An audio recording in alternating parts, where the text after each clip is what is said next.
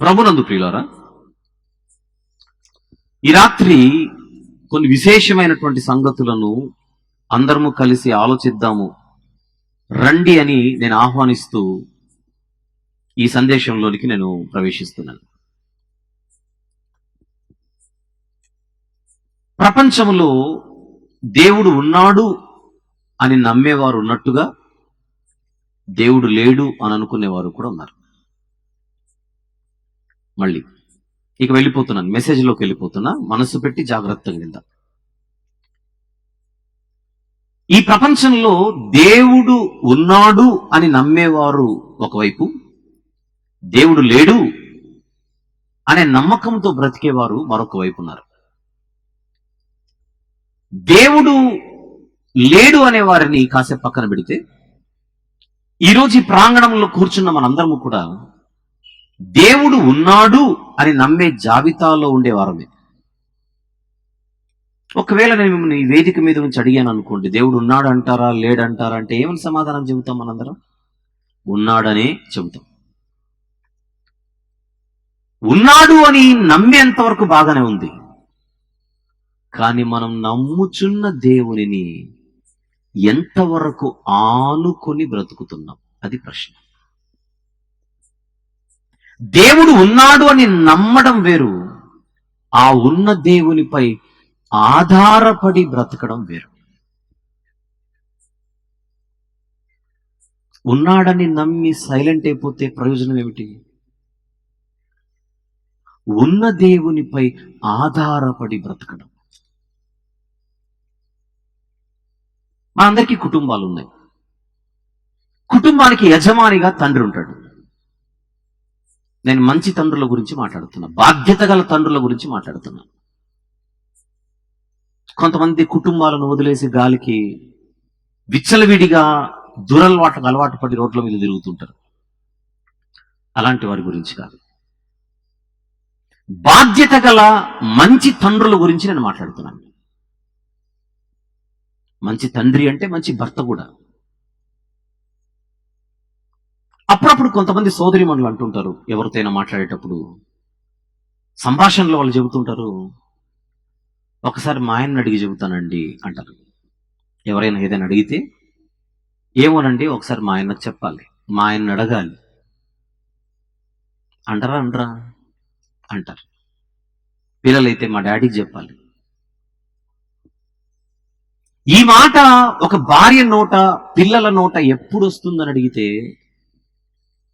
ఆ కుటుంబ యజమానిని వారు నమ్మినప్పుడు. మా ఆయన్ని అడిగి నేను చెబుతాను, మా ఆయన్ని అడిగి నేను చేస్తాను అని ఒక సోదరి ఈ మాట అంటుంది అంటే తన భర్తపై తనకుండే నమ్మకం అది. నా అంతకు నేను నిర్ణయాలు తీసుకుంటే నేను తప్పు చేస్తానేమో, నా అంతకు నేను నిర్ణయాలు తీసుకుంటే నేను తొందరపాటుకు గురి అవుతానేమో.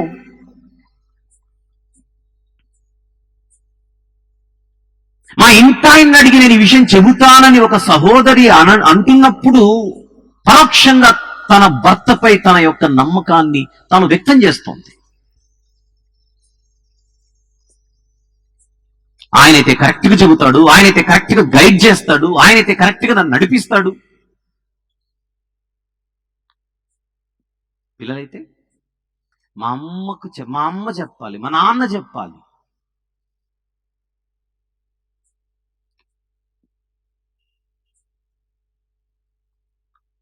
ఒకరి సంరక్షణలో, ఒకరి నడిపింపులో మనము ముందుకెళితే బాగుంటుంది అనేటువంటి ఆలోచన మనకు దైనందిన జీవితంలో ఉంది. భర్తను నమ్మే భార్య భర్తను అడిగి ఏదైనా చేయడానికి ఇష్టపడుతోంది. మళ్ళీ రెండోసారి, భర్తను నమ్మే భార్య భర్త చెప్పినట్టుగా నడవాలనేటువంటి ఆలోచన కుటుంబాలలో కనబడుతోంది. దేవుని నమ్మే మనము దేవుణ్ణి అడిగే ఇది చెయ్యాలనే ఆలోచన మనకు రావట్లేదు. ఏదైనా మనము చేసే ముందు దేవుణ్ణి అడిగే అలవాటు మనకుందా? ఏదైనా మనము చేపట్టే ముందు దేవునిపై ఆధారపడి చేసేటువంటి ఒక ఆలోచన కానీ, విధానము కానీ, బ్రతుకు కానీ ఈరోజు మనకుందా అని ఒక్కసారి నేను అడుగుతున్నాను సభాముఖంగా.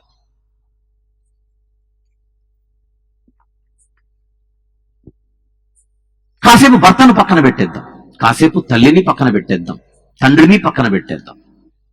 మన దైనందిన జీవితంలో అప్పుడప్పుడు కొంతమంది మనల్ని దర్శిస్తూ ఉంటారు, విజిట్ చేస్తుంటారు. దర్శించడం అంటే భక్తాన్ని భక్తికి మెచ్చితిని ఏం కావాలో కోరుకో ఆదర్శనం కాదు. మన ఇంటిని, మన కుటుంబాన్ని దర్శిస్తూ ఉంటారు. ఇంగ్లీష్ లో దీనిని విజిటేషన్ అని అంటారు. విజిట్ చేస్తుంటారు. కొన్ని సందర్భాల్లో ఎవరైనా మన ఇంటికి వచ్చారనుకోండి, తెలియకుండానే మనకు ఆనందం కలుగుతుంటుంది, ధైర్యం కలుగుతుంటుంది, ప్రోత్సహించబడుతుంటాం. వాళ్ళకు నోరు తెరిచి చెబుతాం, మీరు మా ఇంటికి రావడం చాలా మంచిదండి, నిజంగా దేవుడే మిమ్మల్ని పంపించినట్టున్నాడు, మీరు వచ్చి కాసేపు మాట్లాడడంతో మాకు ఊరట వచ్చింది, ధైర్యం వచ్చింది, బలం వచ్చింది, ఆనందం వచ్చిందని చెబుతుంటాం. ఎవరైనా మనల్ని వచ్చి కలిస్తే కొన్ని సందర్భాలలో మనకేదో ప్రయోజనం చేకూరుతుంటుంది. కొన్ని సందర్భాలలో సేవకులే మన ఇంటికి వస్తుంటారు. సేవకులు మన ఇంటికి వచ్చి 4 మాటలు దేవుని గురించి మాట్లాడి వారు వెళ్ళిపోగానే ఎక్కడో తెలియని ఊరట, ఎక్కడో తెలియని ఒక ఉత్సాహం, నెమ్మది, ప్రశాంతత. నేను చెప్పాలనుకుంటున్న విషయం, మనం ఒంటరిగా బతికితే కొన్ని సందర్భాలలో కృంగిపోతుంటాం. ఒకానొక సందర్భంలో దేవుడు చెప్పిన మాట, నరుడు ఒంటరిగా ఉండుట మంచిది కాదంటే ప్రతిసారి పెళ్లికే ఇవ్వకూడదు ఆ వచనాన్ని. సహవాసము లేకపోతే ఆ మనిషికి మంచిది కాదు. అందుకే దేవుడు భూమి మీద మనుషులను ఒంటరిగా అలా వదిలేలా పుట్టుకతోనే ఒక కుటుంబాన్ని ఇస్తున్నాడు. సహవాసం పెరిగే కొద్ది ఇంకొంచెం మనకు పెరుగుతుంటుంది, సర్కిల్ పెరుగుతుంటుంది. కొంతమంది మనల్ని కలిస్తే మనకు నష్టం కలుగుతుందేమో కానీ కొంతమంది మనల్ని దర్శిస్తే, ఈ పదం అస్సలు మర్చిపోకండి ఈరోజు, దర్శిస్తే, విజిట్ చేస్తే, దర్శిస్తే, విజిట్ చేస్తే మనం తెలియకుండానే ప్రయోజనం పొందుతూ ఉంటాం. వాళ్ళ సహవాసాన్ని బట్టి, వారి ఆలోచనలను బట్టి, వారి నడిపింపును బట్టి, వారి సలహాలను బట్టి, వారి సూచనలను బట్టి. ఇప్పుడు అసలు విషయానికి వస్తాను. మనుషులు మనల్ని దర్శిస్తేనే మనకేదో ప్రయోజనం ఉంది అని మనకు అనిపిస్తుంటే, ఏకంగా దేవుడే మనల్ని దర్శిస్తే ఆలోచించండి. రాత్రి మనుషులు దర్శిస్తేనే మనకేదో ప్రయోజనం ఉంది అన్నది రుజువు అవుతోంది సమాజంలో. అలాంటిది మనిషిని దేవుడే దర్శిస్తే ఎంత ప్రయోజనం ఉంటుంది. అందుకే ఈ రాత్రి నేను మాట్లాడుచున్న ఈ సందేశానికి ఒక అంశాన్ని, ఒక టైటిల్ ఇద్దామనుకుంటున్నాను. దాని పేరు దైవ దర్శనం. ఏంటి? లేదా దేవుని యొక్క దర్శనం, దైవ దర్శనం, గాడ్స్ విజిటేషన్. మనుషులను దేవుడు దర్శిస్తాడా? మనుషులను దేవుడు పట్టించుకుంటాడా? మనుషులను దేవుడు చూస్తాడా? మనుషులపై దేవుని దృష్టి అన్నది ఉంటుందా? ఈ ప్రశ్నలన్నీ మీ ముందు పెడుతున్నాను ఈ రాత్రి. ఈ ప్రపంచంలో మనుషులకు రకరకాల నమ్మకాలు ఉన్నాయి, రకరకాల విశ్వాసాలు ఉన్నాయి, రకరకాల సిద్ధాంతాలు ఉన్నాయి. ఈ రాత్రి ప్రపంచములో మనము బహుశా పెద్దగా వినని ఒక సిద్ధాంతం గురించి ముందుగా నేను మాట్లాడి ముందుకెళ్తాను. పలకడానికి రాకపోయినా వినడం అయితే వినండి దయచేసి. ఈ సిద్ధాంతం పేరు డెయిజం అంటారు ఇంగ్లీష్లో, DEISM. డెయిజం అంటే సమస్తాన్ని కలిగించిందేమో దేవుడే గాని కలిగించిన దేవుడు కల్పించుకోడు, అంటే జోక్యం చేసుకోడు, అంటే చూడడు, అంటే పట్టించుకోడు. సృష్టినంతటిని కలుగజేసి ఆ సృష్టిలో మనల్ని కూడా పుట్టించి అలా వదిలేశాడంతే. ఏం చేశాడు? వదిలేశాడంతే. అందుకే దేవుడు దేవుడు దేవుడు అని బతకాల్సిన అవసరం లేదు. ఈ సిద్ధాంతం చెబుతుంది దేవుడు దేవుడు దేవుడు అని బతకాల్సిన అవసరంలా. దేవుడు పుట్టించాడు వరకు బాగానే ఉంది, పుట్టించిన ఆయన పట్టించుకోడు. ఆయన లోకంలో ఆయన ఉన్నాడు, మన లోకంలో మనం బతకాలి. మన బతుకు మన బతుకు మన బతుకు మన బ్రతుకుల గురించి మనం ఆలోచించాలి. మన బ్రతుకుల గురించి మనమే చింతించాలి. మన బ్రతుకుకు సంబంధించిన ఆలోచనలు మనము చేయాలి. మన బ్రతుకుకు సంబంధించిన ప్రణాళికలు మనం రూపొందించుకోవాలి. ఒక రకంగా మాట్లాడితే మన భవిష్యత్తును మనమే రాసుకోవాలి. దీనికి దేవునితో ఏ సంబంధము లేదు అని చెప్పేదే ఇప్పుడు నేను మీ ముందు పరిచయం చేసిన డెయిజం అనే సిద్ధాంతం చెబుతుంది. ఈ సిద్ధాంతాన్ని నమ్మేవారు, ఈ సిద్ధాంతాన్ని అనుసరించేవారు దేవుడు అనే ఆయన ఉన్నాడు, ఆయన దీనంతటిని కలుగజేశాడు అన్నంత వరకే నమ్ముతారే గాని ఆయన మన జీవితంలోనికి రాడు, మన జీవితంలో వేలు పెట్టడు, మన జీవితంలో జోక్యం చేసుకోడు, అసలు మనమన్న వారమే ఆయన దృష్టిలో లేము అని నమ్మే ఒక భయంకరమైన బలహీనమైన ఈ సిద్ధాంతాన్ని మోసేవారు ప్రపంచంలో ఉన్నారు. ఈ సిద్ధాంతం ఏం చెబుతుందో మీకు చెప్పాను కదా, అందరికి విషయం అర్థమైందిగా. అయితే మీరు నేను ఈ సిద్ధాంతం పేరే వినలేదే, మీరు నేను దీని గురించి ఎప్పుడు ఎక్కడ పెద్దగా చదవలేదే, మీరు నేను మనం దీని గురించి ఎవరైనా చెబితే విన్నట్టు కూడా లేదే, అలాంటప్పుడు మాకెందుకు అనేటువంటి ఆలోచన మనకు రావచ్చు. కానీ ఇప్పుడు ఆ సిద్ధాంతం గురించి ప్రస్తావించింది దేనికంటే, ఇక్కడ కూర్చున్న మనందరము కూడా దేవుడు ఉన్నాడని నమ్మే వారమే, సృష్టికర్త ఉన్నాడని విశ్వసించే వారమే, సమస్తము కలిగించిన వాడు ఆ దేవుడే అని నమ్ముతున్న వారమే. కానీ నన్ను పుట్టించిన దేవుడు నన్ను పట్టించుకుంటాడని మాత్రం హృదయపూర్వకంగా బలంగా నమ్మే జాబితాలో మనము లేము. ఇది నిజం. అందుకే దేవునికి అప్పుడప్పుడు మనము అపాయింట్మెంట్లు ఇస్తుంటాం. అందులో ఆదివారం ఒకటి. వారానికి 7 రోజులు, అందులో ఆదివారమే నీది, అది కూడా 3 గంటలు. సోమ నాది, మంగళ నాది, బుధ నాది, గురు నాది, శుక్ర నాది, శని నాది. ఆదివారంలో ఒక్క పూట నీది. బైబిల్ తెరుద్దాం, ఒక వచనాన్ని చూద్దాం. కీర్తనల గ్రంథములో 100వ కీర్తన. ఈరోజు ఎంతసేపు చెప్పిన మెసేజ్, ఎంతసేపు చెప్తానో చెప్పిన మెసేజ్ ఈరోజు సంపూర్ణ రాత్రి. భయపడకండి, విందాం, చాలా చక్కని సంగతులు విందాం ఈ రాత్రి. 100వ కీర్తన లేదా 100వ కీర్తన, అందులోని 3వ వచనం ఒకసారి చూద్దాం. 3, యెహోవాయే దేవుడని తెలుసుకొనుడి, ఆయనే, ఆయన కూడా కాదు, ఆయనే మనలను పుట్టించేను. చాలు. తర్వాత ఏముంది ఇప్పుడు? మనము ఆయన వారము. ఎవరు పుట్టించారు మనల్ని? ఆయనే పుట్టించాడు. ఆయనే మనలను పుట్టించాడు. కింద ఫుట్ నోట్లు ఏముంది? మనలను మనమే సృజించుకొనలేదు, ఆయనే మనల్ని పుట్టించెను, మనము ఆయన వారము. అందరు చెప్పండి మాట, మనము ఆయన వారము. స్టార్ట్. రెండోసారి, మూడోసారి అందరు గట్టిగా చెబుదాం, మనము ఆయన వారము. ఇప్పుడు నా ప్రశ్న, ఇంతకు ఏ వారము మనం ఆయన వారము? అది చెప్పండి. 3 సార్లు బాగానే చెప్పాను. మనం ఆయన వారము, ఆయన వారము, ఆయన వారం అని బాగానే చెప్పాను. నేను అడుగుతున్న ప్రశ్న, ఇంతకు ఏ వారం మనం ఆయన వారం? వినపడట్లా? అది నిజం. ఆదివారం మాత్రమే మనం ఆయన వారం. సోమ నుండి శని వరకు ఇంతకు మనము ఎవరి వారము, దేని వారం మనకు తెలుసు, మన మనస్సాక్షికి తెలుసు.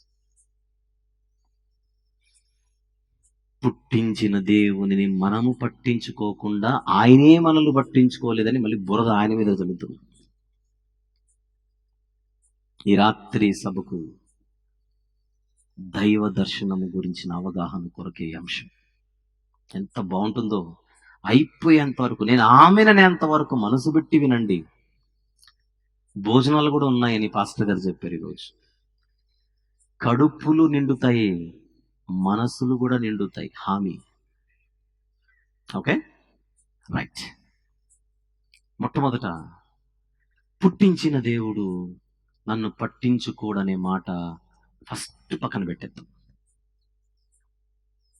ఇక్కడ కూర్చున్న ఎవ్వరు కూడా దేవుడు నన్ను చూడట్లేదు, దేవుడు నన్ను పట్టించుకోవట్లేదు, దేవుడు నన్ను విడిచిపెట్టేశాడు, ఫస్ట్ ఈ ముక్కలన్నీ పక్కన పెట్టేద్దాం. ఇవన్నీ అబద్ధాలు. నిజమేంటో చెబుతాను. బైబిల్లోనే అపోస్తలుల కార్యములు 17వ అధ్యాయం, అపోస్తలుల కార్యముల పుస్తకము 17వ అధ్యాయం 28వ వచనం ఒక్కసారి చూద్దామా. 28. దేవుని గురించి మాట్లాడుతున్నాడు భక్తుడు. ఏం చెబుతున్నాడో జాగ్రత్తగా చూద్దాం. మనము ఆయన యందు బ్రతుకుచున్నాము, చలించుచున్నాము, ఉనికి కలిగి ఉన్నాము. చాలు. మనము ఆయన యందు బ్రతుకుచున్నాము, నంబర్ 1. ఆయన యందు చలించుచున్నాము అంటే కదులుచున్నాము, నంబర్ 2. నంబర్ 3, మనము ఆయన యందే ఉనికి కలిగి ఉన్నాము. ఉనికి, బ్రతుకు, చలించుట అంటే మనము బ్రతకడానికి ఆయన ఆధారం, మనము కదలడానికి ఆయన ఆధారం. చలించడం అంటే కదలడం. మనము ఉనికి కలిగి ఉండడానికి ఆయనే ఆధారం. ఇది నిజం. నన్ను పట్టించుకోవట్లేదు, నన్ను చూడట్లేదు, దేవుడు నాతో సంబంధం పెట్టుకోవట్లేదు అని అనుకుంటే ఈ ప్రపంచంలో ఏ ప్రాణి కూడా నిలవలేదు. మంచివారి మీదను, చెడ్డవారి మీదను, నీతిమంతుల మీదను, అనీతిమంతుల మీదను సూర్యుని ఉదయింపజేసేదెవరు, వర్షాన్ని కురిపించేదెవరు? ఆలోచించండి. ఉద్దరగా దొరికాడు కదా అని దేవునిపై బురద చల్లడం మనిషికి అలవాటేమో గాని, దేవుడు పట్టుకోకపోతే, ఒక్క క్షణం దేవుడు అలా విడిచిపెడితే ఈ ప్రపంచంలో ఏ జీవి కూడా ఉండడానికి వీల్లేదు. నా చేతిలో మొబైల్ ఉంది. అందరు చూడండి ఒకసారి. నా చేతిలో మొబైల్ ఉంది. ఎక్కడుంది? ఇక్కడుంది. ఎలా ఉంది? కింద పడకుండా ఉంది. ఎందుకుంది? నేను పట్టుకున్నాను గనుకుంది. గంట సేపు అలా పట్టుకొని నిమిషం పాటు అలా వదిలేస్తే అక్కడే ఉంటుందా? పడిపోతుందా? గంట సేపు పట్టుకున్నాను కదా, ఒక్క నిమిషం వదిలేద్దాం అనుకుంటే కుదరదు. అలా వదిలితే పడిపోతుంది. ఈ మొబైల్ కింద పడకుండా అలానే ఉండాలంటే నేను అనేవాణ్ణి దీని వెనకలున్నాను గనుక, నా చెయ్యి, నా హస్తం దీన్ని పట్టుకుంది గనుక. ఈ నిజాన్ని మొబైల్ నమ్మినా నమ్మకపోయినా మొబైల్ పడకుండా ఉండడానికి నేనే కారణం. దేవుడున్నాడని నమ్మినా నమ్మకపోయినా మనిషి భూమి మీద బతకడానికి దేవుడే ఆధారం. కొలసీ పత్రిక 1వ అధ్యాయం, కొలసీలకు రాసిన పత్రిక 1వ అధ్యాయం 17వ వచనం ఒక్కసారి చూద్దాం. కొలసీలకు రాసిన పత్రిక 1వ అధ్యాయం 17వ వచనం. ఆయన అన్నిటికంటే ముందుగా ఉన్నవాడు. నెక్స్ట్ మాట, ఆయనే. ఆయన కూడా అనుందా? ఆయనే అనుందా? ఆయనే సమస్తమునకు ఆధారభూతుడు. సమస్తమునకు ఆయనే ఆధారభూతుడు అంటే ఆయన అన్నవాడు పట్టుకోకపోతే ఏది కూడా ఈ రోజు ఉన్నట్టుగా కనబడదు. ఆకాశమైనా, భూమైనా, సూర్యుడైనా, చంద్రుడైనా, నక్షత్రాలైనా, గ్రహాలైనా, ఈ భూమి మీద ఉన్న సర్వస్వమైన, ఊపిరి పీల్చి బ్రతుకుతున్న మనమైన ఆయన యందు బ్రతుకుచున్నాము, ఆయన యందు కదులుచున్నాము, ఆయన యందు ఉనికి కలిగి ఉన్నాము. ఈ మాట ఈ ప్రపంచానికి అర్థమైతే ఎంత బాగుంటుంది.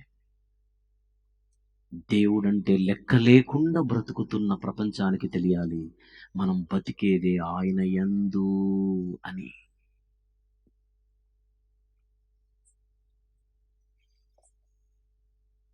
అందుచేత కలిగించిన వాడు కల్పించుకోవట్లేదు అనే సిద్ధాంతం మొదటి స్టేజ్లోనే పడిపోతుంది. లేదు, ఆయన లేకపోతే ఏది ఉనికిలో ఉండడానికి లేదు. ఆయన చూడకపోతే, పట్టించుకోకపోతే, పట్టుకోకపోతే ఏది ఈ రోజు ఇలా ఉన్నట్టుగా ఉండే అవకాశమే లేదు. అలాంటి దేవుడు అన్నిటినీ పట్టించుకుంటున్నా, జాగ్రత్తగా విందాం, ఇంకొంచెం ముందుకు వెళ్ళిపోతున్నాం. అన్నిటినీ పట్టించుకుంటున్న దేవుడు కొన్ని సందర్భాలలో ప్రత్యేకంగా కొంతమందిని దర్శిస్తూ ఉంటాడు. ఈ రాత్రి దైవ దర్శనానికి బైబిల్ని ఆధారం చేసుకుంటే ముఖ్యంగా 6 కారణాలు కనబడతాయి. ఎన్ని కారణాలు? 6 కారణాలు. ఈ 6 కారణాలలో ఏ కారణం చేత దేవుడు ఎప్పుడెప్పుడు ఎంతమందిని దర్శించాడో మనం ఈరోజు తెలియకుండా బతికేస్తున్నాం.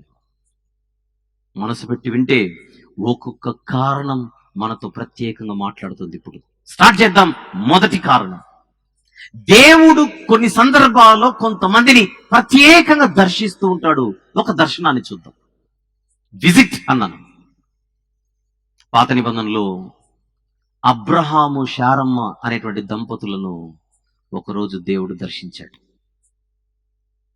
2 దూతల్ని పట్టుకొని. అది మనకు ఆదికాండం 18వ అధ్యాయంలో కనబడుతుంది. తీద్దాం ఒకసారి. ఆదికాండము 18వ అధ్యాయం. ఆదికాండము 18వ అధ్యాయం తీసారా? సందర్భ పరిచయం కోసం మొదటి వచనం చూద్దాం. మరియు మమ్రే దగ్గరున్న సింధూర వనములో అబ్రహాము ఎండవేళ గుడారపు ద్వారమందు కూర్చుని ఉన్నప్పుడు ఎవరు అతనికి కనబడిరి? యెహోవా అంటే దేవుడు.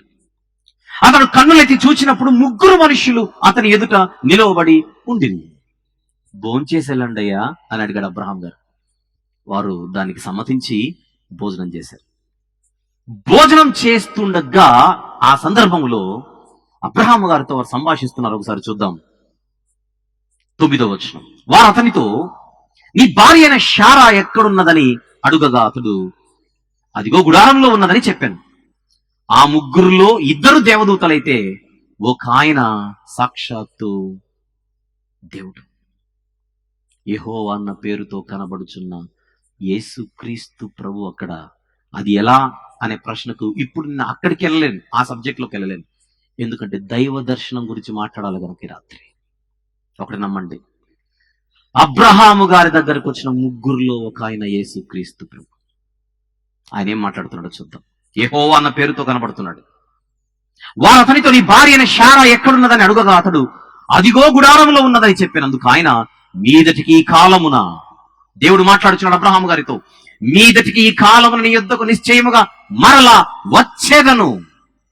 దేవుడు రావడం అంటే దర్శనం, దర్శించడం. ఏం జరుగుతుంది అప్పుడు?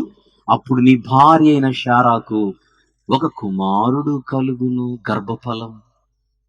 ఎవరిచ్చు బహుమానం? దేవుడిచ్చు బహుమానం, ఆశీర్వాదం. అబ్రహాము శారమ్మలను దర్శించిన దేవుడు ఎందుకు దర్శించాడు అని అడిగితే, ఆశీర్వదించుటకు. అబ్రహాము దేవుడే మనకు దేవుడై ఉన్నాడా? వేరే దేవుడా?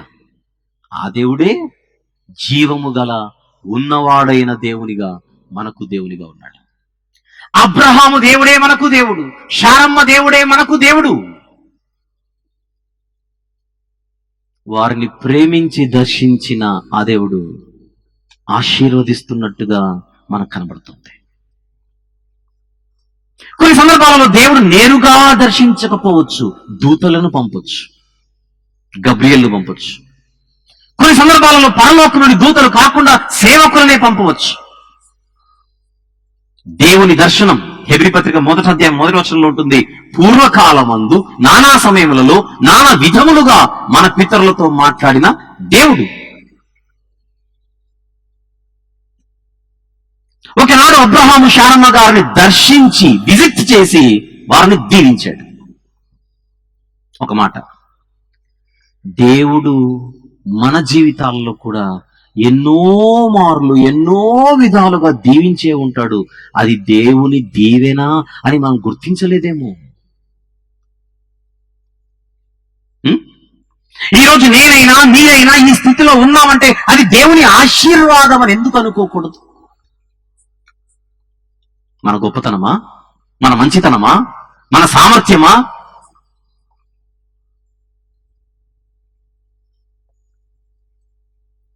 స్థితి ఏదైనా సరే ఈ రోజు నేను ఈ స్థితిలో ఉన్నానంటే ఇది దేవుని దీవెన అని గుర్తిస్తున్న వారు మనలో ఎంతమంది?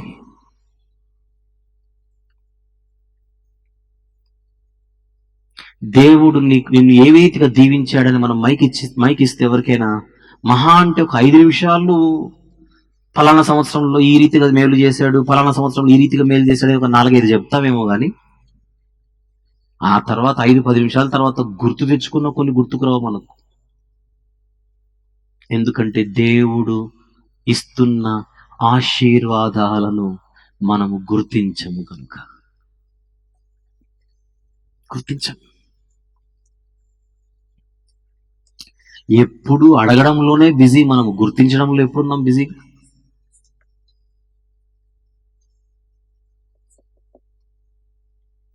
విషయం ఏంటంటే అబ్రాహాము శారమ్మలను దర్శించి దీవించడానికి దిగొచ్చిన దేవుడే సొదొమ గొమొర్రాల కోసం కూడా దిగొచ్చాడు. కింద చూద్దాం. అదే 18వ అధ్యాయం, అదే 18వ అధ్యాయం 20వ వచనము చూద్దాం. అబ్రహాము గారితో మాట్లాడుతున్నాడు దేవుడు. మరియు యెహోవా సొదొమ గొమొర్రాలను గూర్చిన మొర గొప్పది గనుకను వాటి పాపము బహు భారమైనది గనుకను నేను దిగిపోయి నా యొద్దకు వచ్చిన ఆ మొర చొప్పుననే వారు సంపూర్ణముగా చేసినో లేదో చూచెదను, చెయ్యని ఎడల నేను తెలుసుకుందునెను. ఇప్పుడు మీరు జాగ్రత్తగా ఆలోచించండి. మన తెలుగు భాషలోనే ఉంది ఇది. అబ్రహాము శారమ్మను కూడా దర్శించడానికే వచ్చాడు దేవుడు. ఆయన ఆ కుటుంబాన్ని దర్శించినప్పుడు ఆయన చల్లని చూపు కనబడుతుంది, బిడ్డనిస్తానని. కానీ అదే దేవుడు సొదొమ గొమొర్రాలను చూస్తున్నాడు. ఇప్పుడు అబ్రహాము కుటుంబాన్ని చూస్తున్నట్టుగా చూడట్లా. అబ్రహాము కుటుంబానికి దక్కిన దర్శనం సొదొమ గొమొర్రాలకు దక్కట్లా. అక్కడ అదే దేవుడే, ఇక్కడ అదే దేవుడే. అందరూ ఆలోచిస్తున్నారుగా. ఒకే దేవుడు ఒక ప్రాంతంలో ఒక కుటుంబాన్ని ఒకలా చూస్తున్నాడు. అదే దేవుడు అదే భూమి మీద మరొక ప్రాంతాన్ని మరోలా చూస్తున్నాడు. గమనించండి. సొదొమ గొమొర్రాలను ఆశీర్వదించడానికి ఏమైనా దర్శిస్తున్నాడా? కాదే.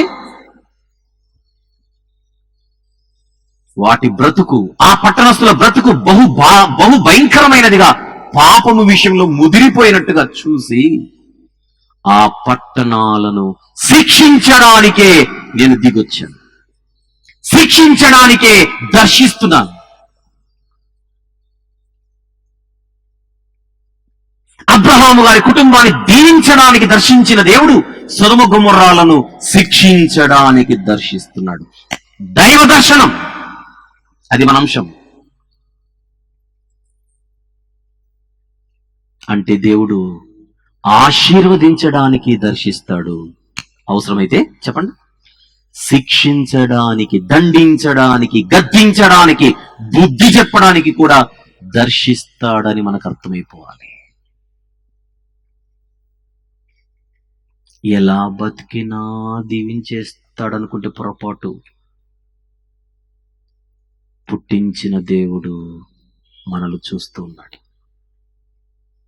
అబ్రహాము గారి విశ్వాస జీవితాన్ని బట్టి ఆయనకు దక్కుతోంది ఆశీర్వాదం. సొదొమ గొమొర్రా పట్టణాలలోని ప్రజల భయంకరమైన దుస్థితిని బట్టి అదే దేవుని దర్శనం ఆ పట్టణాలకు దక్కింది గాని ఆశీర్వాదం దక్కల. శిక్ష. ఈ రాత్రి ఒక ప్రశ్న. అదే దేవుడు ఎన్ని సందర్భాలలో మనల్ని గద్దిస్తూ వచ్చాడో ఇంతకాలం మన జీవితంలో. దేవుడు దీవించడం మాత్రమేనా, గద్దించడా? చెప్పండి. దేవుడు మనకు అన్నం ముద్ద పెట్టడమేనా, బుద్ధి చెప్పడా? మన జీవితంలో అప్పుడప్పుడు దేవుడు గద్దిస్తూ ఉంటాడు. గద్దించడానికి మన జీవితంలో ప్రవేశిస్తూ ఉంటాడు. మన తప్పులు ఎత్తి చూపి దిద్దడానికి దేవుడు మనల్ని దర్శిస్తూ ఉంటాడు. వివిధ రకాలుగా.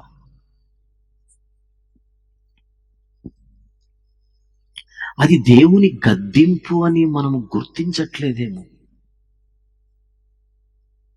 వీలైతే తర్వాత ఇంటికి వెళ్ళిన తర్వాత హగ్గై గ్రంథం 1వ అధ్యాయంలో మొదటి 11 వచనాలు చదివే ప్రయత్నం చేయండి. చాలా విషయాలు తెలుస్తాయి మనకు. హగ్గై గ్రంథం 1వ అధ్యాయము మొదటి 11 వచనాలు చదివితే తర్వాత దేవుడు మీరు చేస్తున్న ప్రయత్నాలు, మీరు కష్టపడుతున్న ఈ కష్టానికి ఫలాలు రాకపోవడానికి నేనే కారణం అంటుంటాడు అక్కడ. ఎందుకు? మీరు సరిదిద్దుకోవలసిన ఉన్నాయి. నా మందిరము పాడైపోయి ఉండగా సరంబి వేసిన ఇళ్లలో మీరు నివసించుట, అసలు ఆ నివసించుటకు ఇది సమయమా?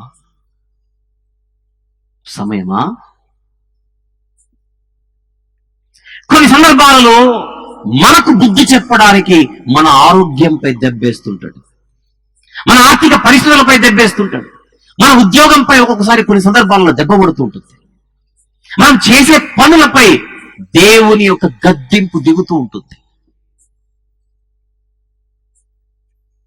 ఎందుకు ఇలా జరుగుతుంది? ఇక్కడ ఏమైనా దేవుని గద్దింపు ఉందేమో, నాకు బుద్ధి చెప్పడానికి, నన్ను అలర్ట్ చేయడానికి, నన్ను సరి చేయడానికి, నన్ను పురికొల్పడానికి, మేల్కొల్పడానికి దేవుడు నాకు ఈ పాఠం చెబుతున్నాడేమో అని మనం ఎప్పుడైనా గుర్తించగలుగుతున్నామా?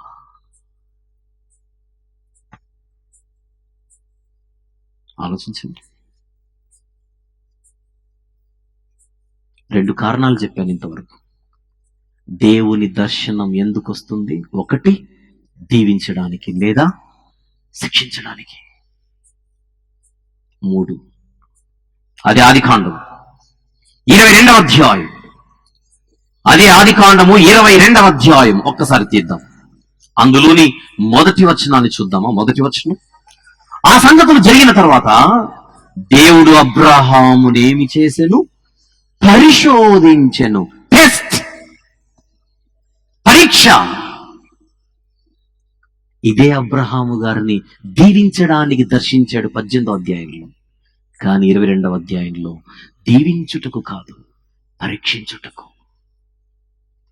అంటే దేవుడు పరీక్షలు కూడా పెడతాడా? బైబిల్ ఏం చెప్తుంది? పెడతాడు. మనల్ని పరీక్షిస్తాడు, మనల్ని పరిశోధిస్తాడు. మన జీవితంలో ఎన్ని మార్లు పరీక్షించాడో. అని దేవుని పరీక్షని గుర్తించక ఎన్ని మార్లు మనం ఫెయిల్ అయిపోయాము. చిన్న ఎగ్జాంపుల్ చెప్పనా? ఆదివారం పూటే ఎవడో మనల్ని పెళ్లికి పిలుస్తారు. చూడండి, ఒకవైపు ఏమో ఆరాధన మందిరం, మరొక వైపు పెళ్లి. ఇప్పుడు చూస్తుంటాడు దేవుడు, ఈడు మందిరానికి వెళ్తాడా, పెళ్లికి వెళ్తాడని. మన లెక్కలు ఏముంటాయి? ఆరాధన ఏ ఆదివారమైనా వస్తుంది, పెళ్లి మళ్ళీ మళ్ళీ రాదుగా. అది మన లెక్క. ఆరాధన ఈ ఆదివారం కాకపోతే వచ్చే ఆదివారం మందిరం ఎక్కడికైనా పోతుందా? ఆరాధన ఎక్కడికైనా వెళ్ళిపోతుందా? ఆదివారం పూట ఫంక్షన్లు పెడితే ఖచ్చితంగా అటెండ్ అవుతాం మనం.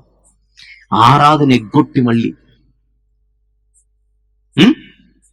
మందిరానికి రాకుండా ఆదివారం రోజున సొంత పనుల కోసం తిరుగుతున్నామంటే ఏంటో చెప్పనా? దేవుని పరీక్షలో ఓడిపోతున్నట్టు.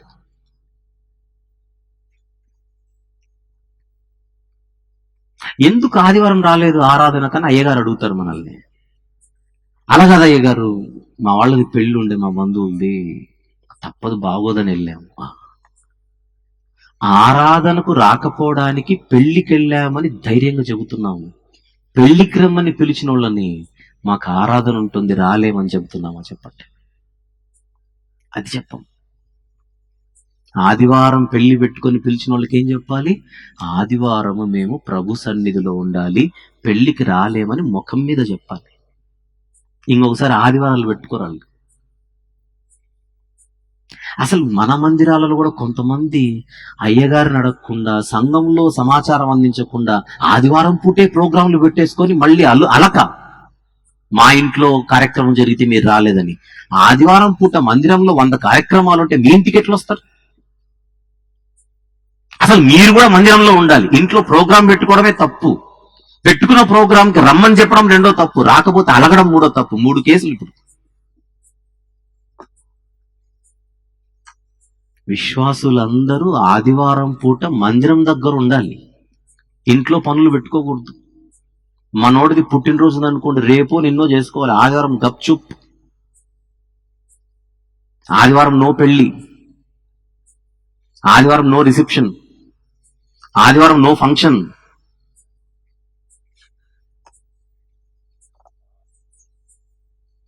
ఎన్ని మార్లు దేవుడు మనల్ని గమనిస్తూ ఉండి ఉంటాడో, మనం భయం లేకుండా, ఏమాత్రం పట్టింపు లేకుండా మన సొంత పనులకు దేవుని పనుల కంటే అధిక ప్రాధాన్యతనిచ్చి ఎన్ని మార్లు ఫెయిల్ అయిపోయి దేవుని పరీక్షలో ఓడిపోయి ఉంటాం. ఆలోచించండి.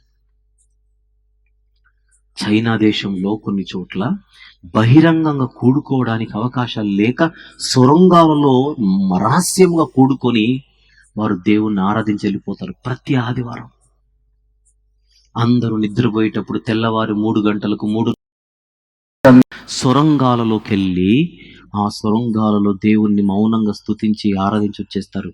పట్టుకోవడానికి బైబిల్ గ్రంథం కూడా వాళ్ళ దగ్గర ఉండదు. మనలాంటి వాళ్ళు ఎవరైనా వారికి 2 బైబిల్స్ ఇస్తే, ఒక తల్లి తన బిడ్డను కోల్పోయి లేదా పోగొట్టుకుని నెల రోజుల తర్వాత ఆ బిడ్డ కనబడితే ఎలా హత్తుకొని ఆ బిడ్డను వెక్కి వెక్కి ఏడుస్తూ ముద్దాడుతుందో, ఒక బైబిల్ వాళ్ళ చేతికి తగిలితే, ఒక బైబిల్ వాళ్ళ చేతిలో పెడితే అలా రొమ్ముకు హత్తుకొని ఈ వెక్కిళ్ళు పట్టుకొని వాళ్ళు ఏడుస్తూ ఉంటారు. నా జీవితంలో నేను బైబిల్ చూడగలిగానని, పట్టుకోగలిగానని. అలాంటి ప్రాంతాలు ప్రపంచంలో ఎన్నో. సొరంగాన్ని ఇంగ్లీష్లో టనల్ అంటారు. యూట్యూబ్లోకి వెళ్ళి టనల్ చర్చెస్ అని కొట్టండి, తెలుస్తుంది వాళ్ళ బాధలేంటి.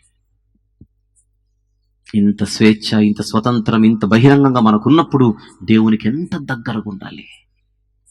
నిర్లక్ష్యం.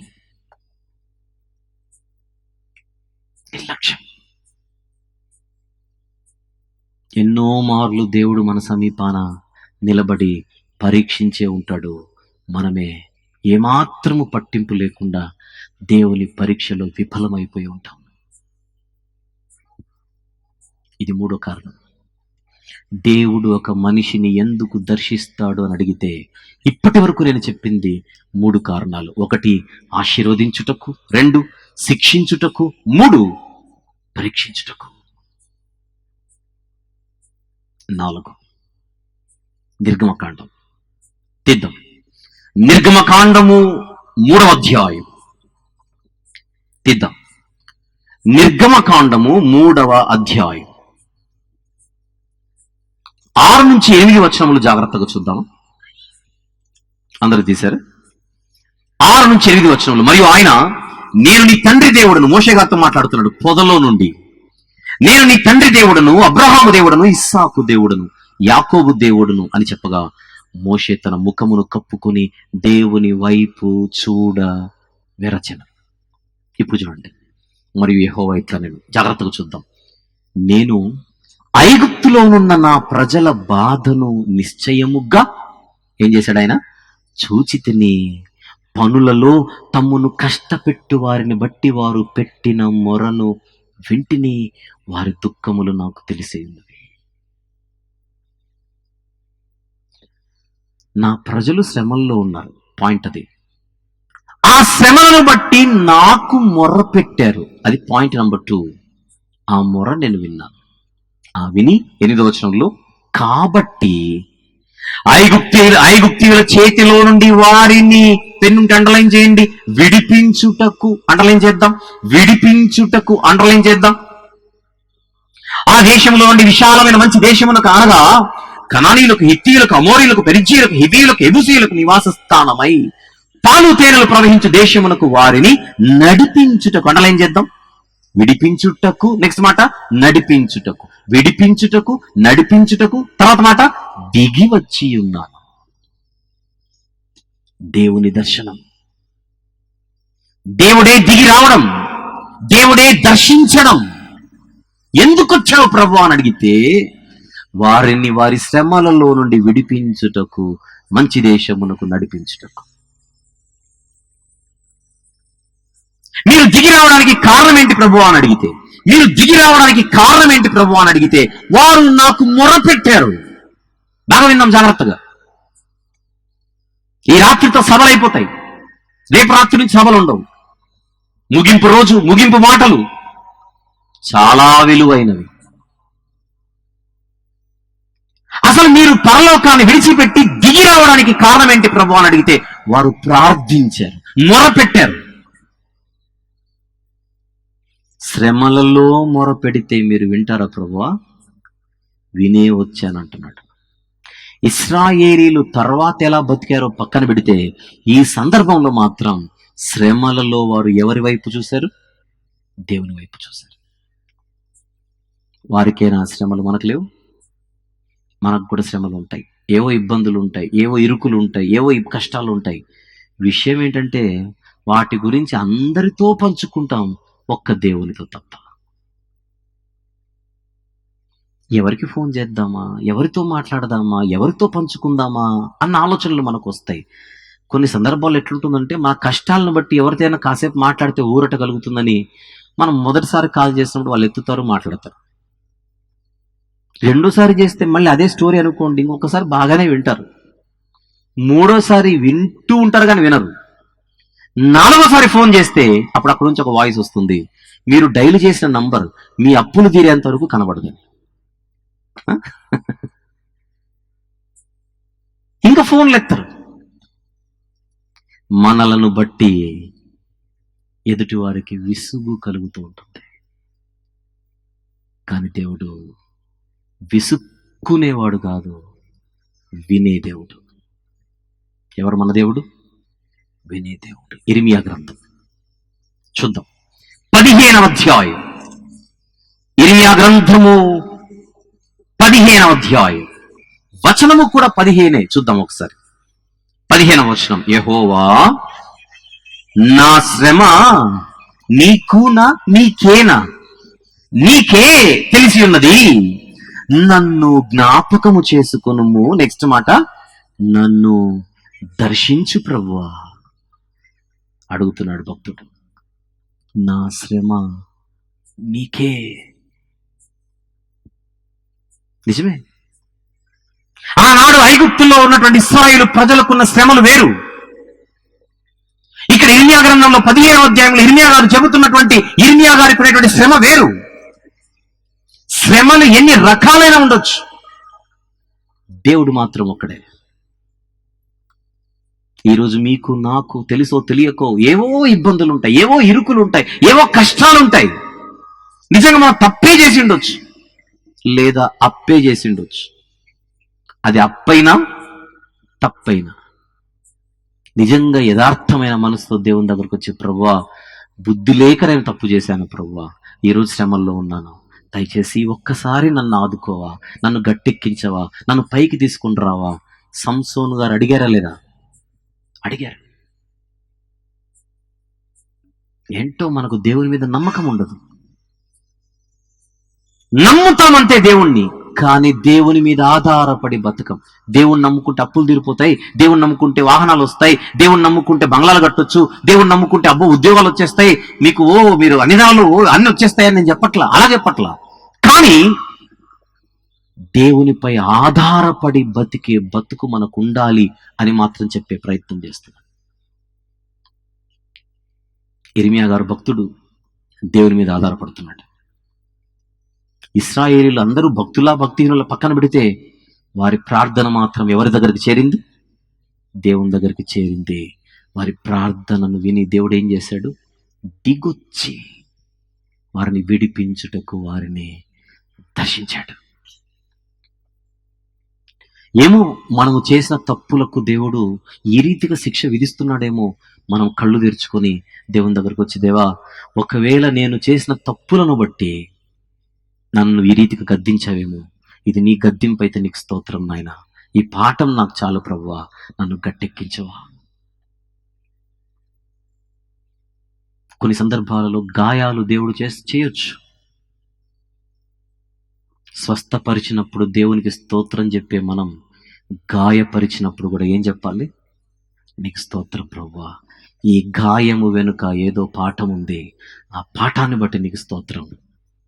ఆ జీవితంలో ఈ తప్పును మళ్ళీ నేను చేయకుండా నాకు ఒక్కసారి బతుకివు, గట్టెక్కించు, నిలబెట్టు, స్థిరపరచు.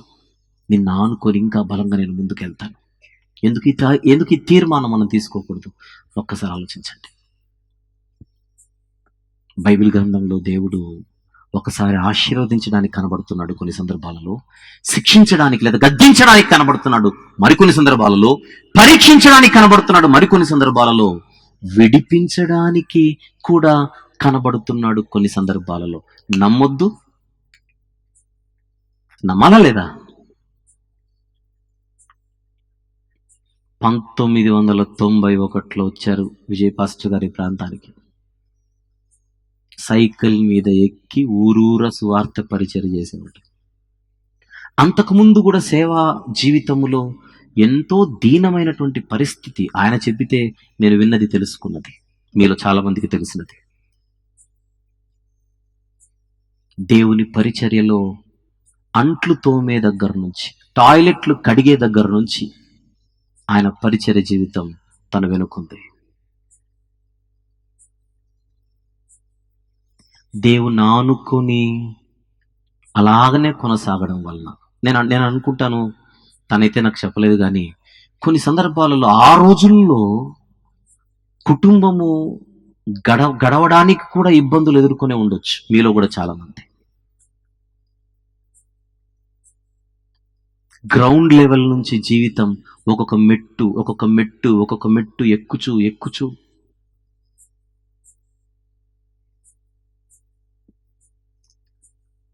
కానీ దేవుని ఆనుకొని బతకడం చేత ఈరోజు అదే మనిషి, అదే సేవకుడు ప్రతి సంవత్సరం ఇంతమందికి దేవుని మాటలు వినిపింపజేయగలుగుతున్నాడు.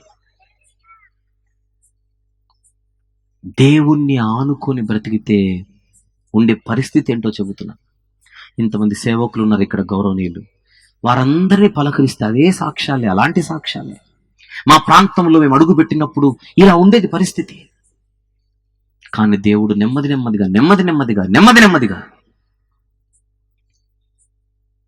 నిజమే, ఆ దేవుడు సమస్తమును కలిగించిన వాడు మాత్రమే కాదు, మనం ప్రార్థిస్తే మన జీవితాలలో జోక్యం చేసుకొని కల్పించుకొని మన జీవితాలను నిలబెట్టే దేవుడు. ట్రూ, నిజమిది.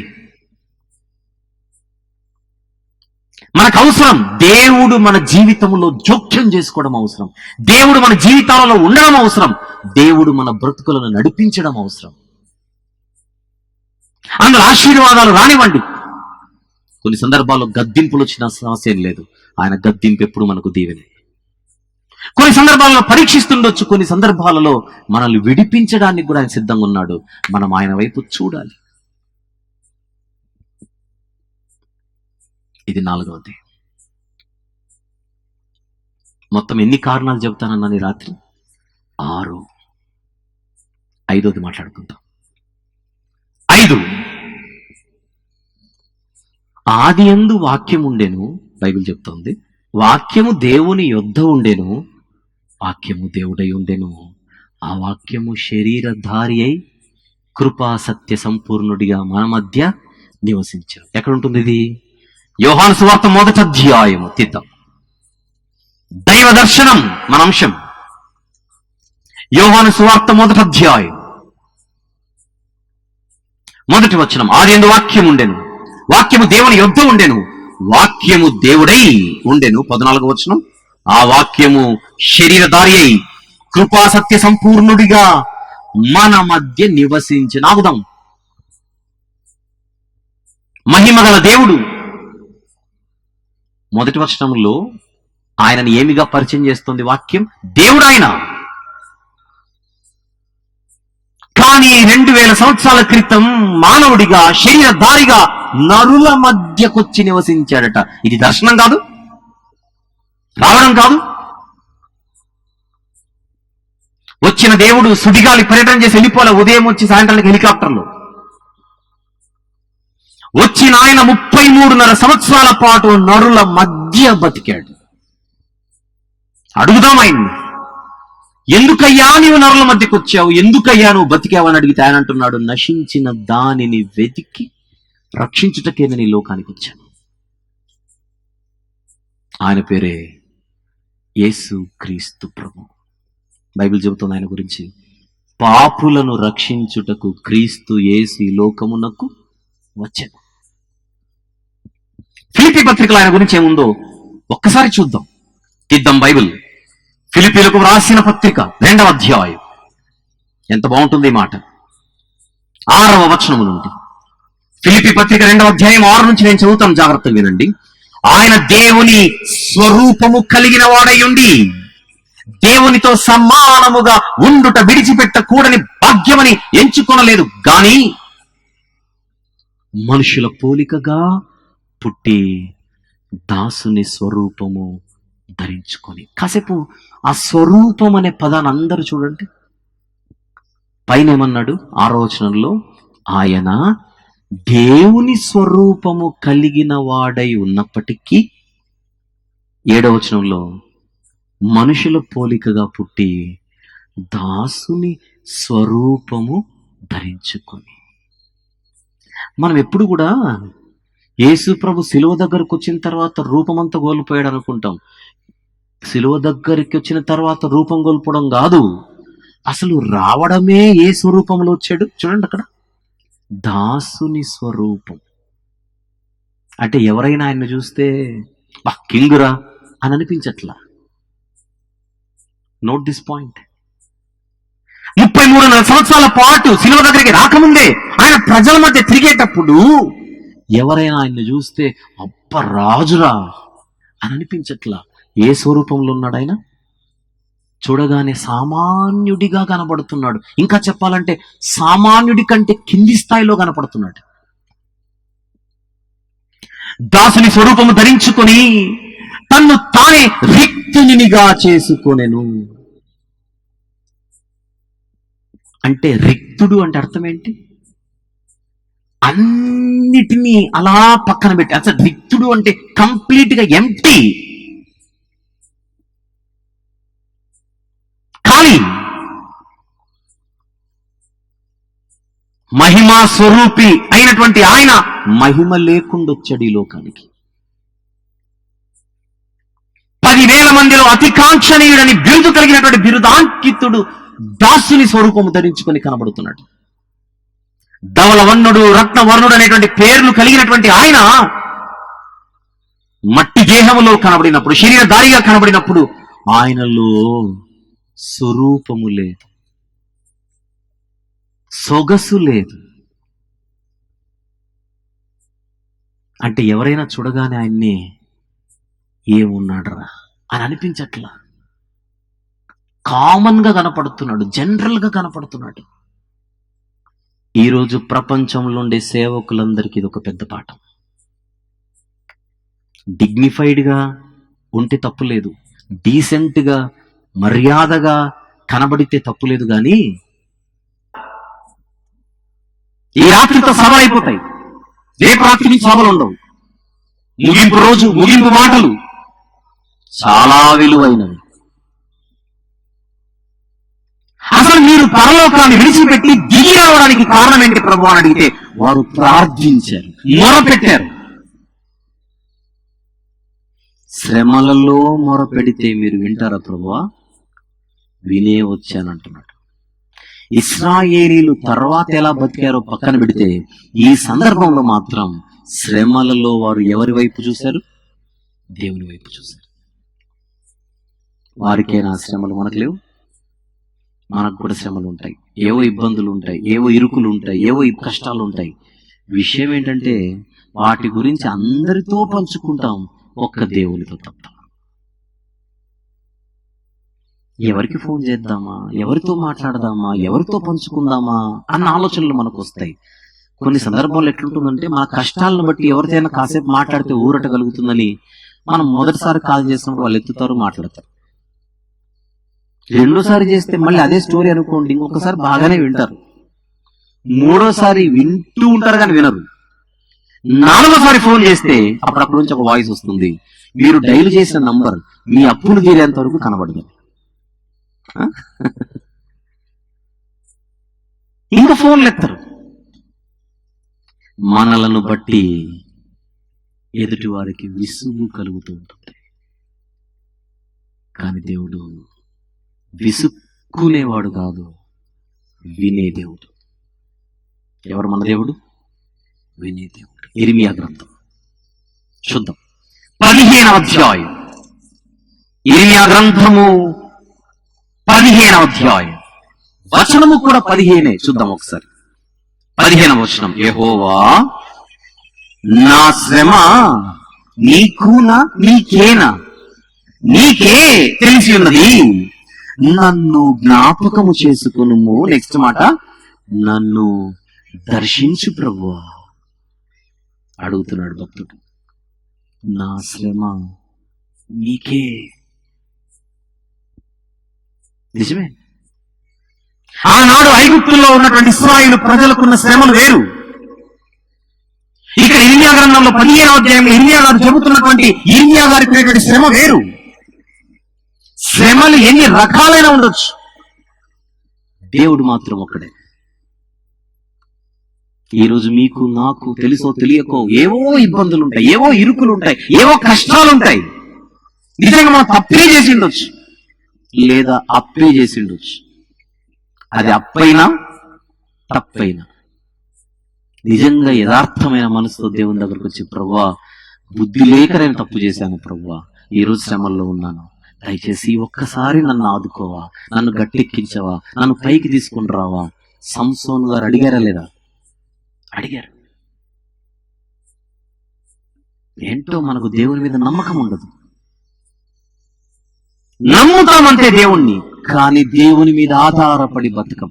దేవుణ్ణి నమ్ముకుంటే అప్పులు తీరిపోతాయి, దేవుణ్ణి నమ్ముకుంటే వాహనాలు వస్తాయి, దేవుణ్ణి నమ్ముకుంటే బంగ్లాలు కట్టొచ్చు, దేవుణ్ణి నమ్ముకుంటే ఉద్యోగాలు వచ్చేస్తాయి, మీకు మీరు అన్ని వచ్చేస్తాయని నేను చెప్పట్లా. కానీ దేవునిపై ఆధారపడి బతికే బతుకు మనకు ఉండాలి అని మాత్రం చెప్పే ప్రయత్నం చేస్తున్నాడు. ఇర్మియా గారు భక్తుడు, దేవుని మీద ఆధారపడుతున్నాడు. ఇశ్రాయేలీలు అందరూ భక్తుల పక్కన పెడితే వారి ప్రార్థన మాత్రం ఎవరి దగ్గరికి చేరింది? దేవుని దగ్గరికి చేరింది. వారి ప్రార్థనను విని దేవుడు ఏం చేశాడు? దిగొచ్చి వారిని విడిపించుటకు వారిని దర్శించాడు. ఏమో మనము చేసిన తప్పులకు దేవుడు ఈ రీతిగా శిక్ష విధిస్తున్నాడేమో.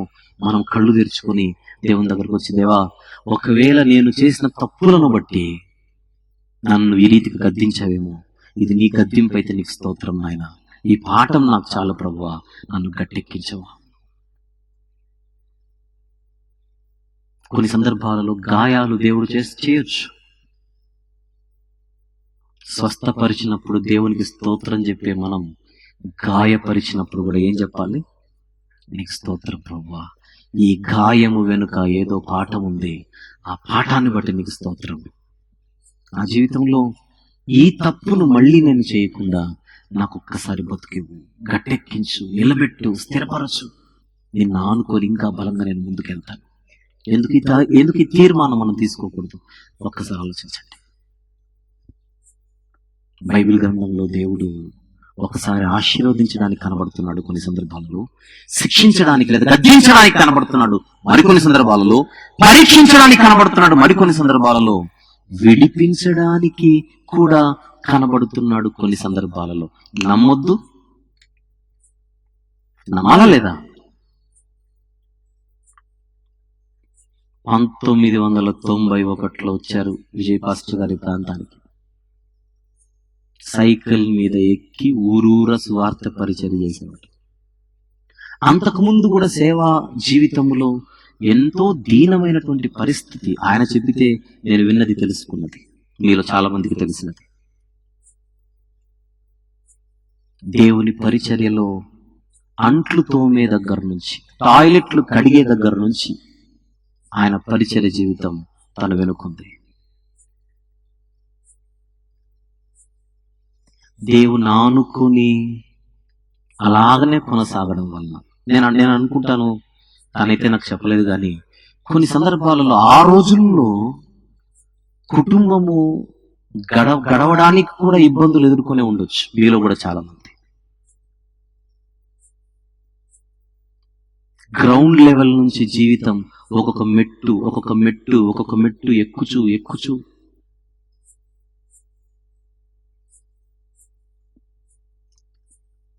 కానీ దేవుని ఆనుకొని బతకడం చేత ఈరోజు అదే మనిషి, అదే సేవకుడు ప్రతి సంవత్సరం ఇంతమందికి దేవుని మాటలు వినిపింపజేయగలుగుతున్నాడు. దేవుణ్ణి ఆనుకొని బ్రతికితే ఉండే పరిస్థితి ఏంటో చెబుతున్నా. ఇంతమంది సేవకులు ఉన్నారు ఇక్కడ, గౌరవనీయులు, వారందరినీ పలకరిస్తే అదే సాక్ష్యాలే, అలాంటి సాక్ష్యాలే. మా ప్రాంతంలో మేము అడుగు పెట్టినప్పుడు ఇలా ఉండేది పరిస్థితి. కానీ దేవుడు నెమ్మదిగా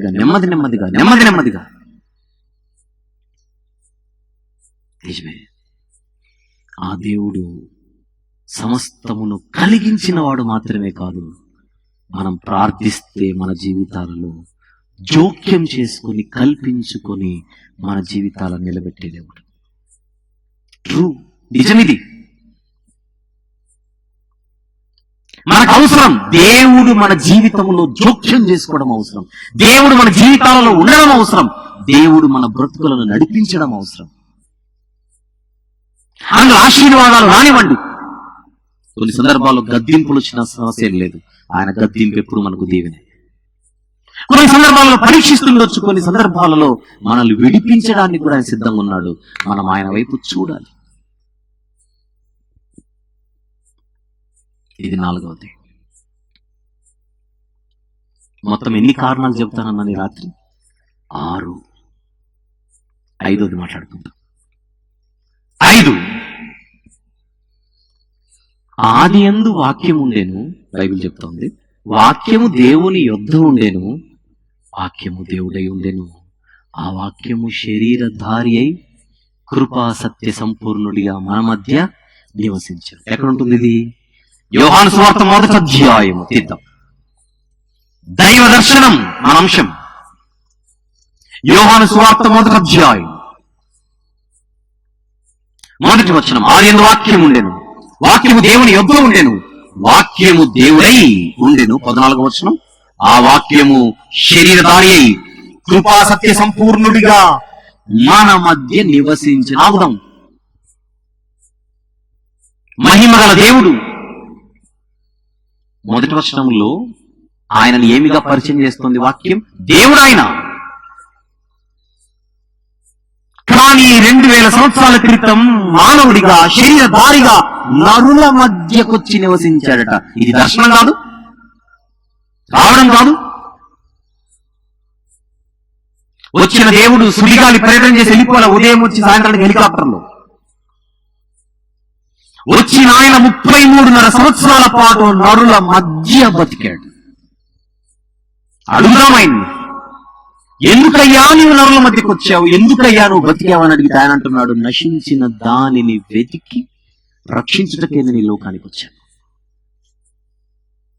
ఆయన పేరే యేసు క్రీస్తు ప్రభు. బైబిల్ చెబుతుంది ఆయన గురించి, పాపులను రక్షించుటకు క్రీస్తు యేసు ఈ లోకమునకు వచ్చాను. ఫిలిప్పీ పత్రికలో ఆయన గురించి ఏముందో ఒక్కసారి చూద్దాం. తీద్దాం బైబిల్. ఫిలిప్పీలకు రాసిన పత్రిక 2వ అధ్యాయం. ఎంత బాగుంటుంది ఈ మాట. 6వ వచనము నుండి. ఫిలిప్పీ పత్రిక 2వ అధ్యాయం 6 నుంచి నేను చదువుతాను, జాగ్రత్తగా వినండి.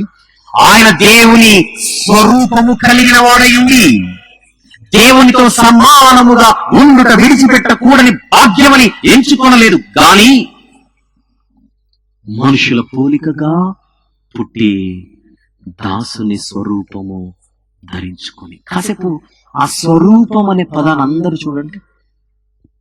పైన ఏమన్నాడు 6వ వచనంలో?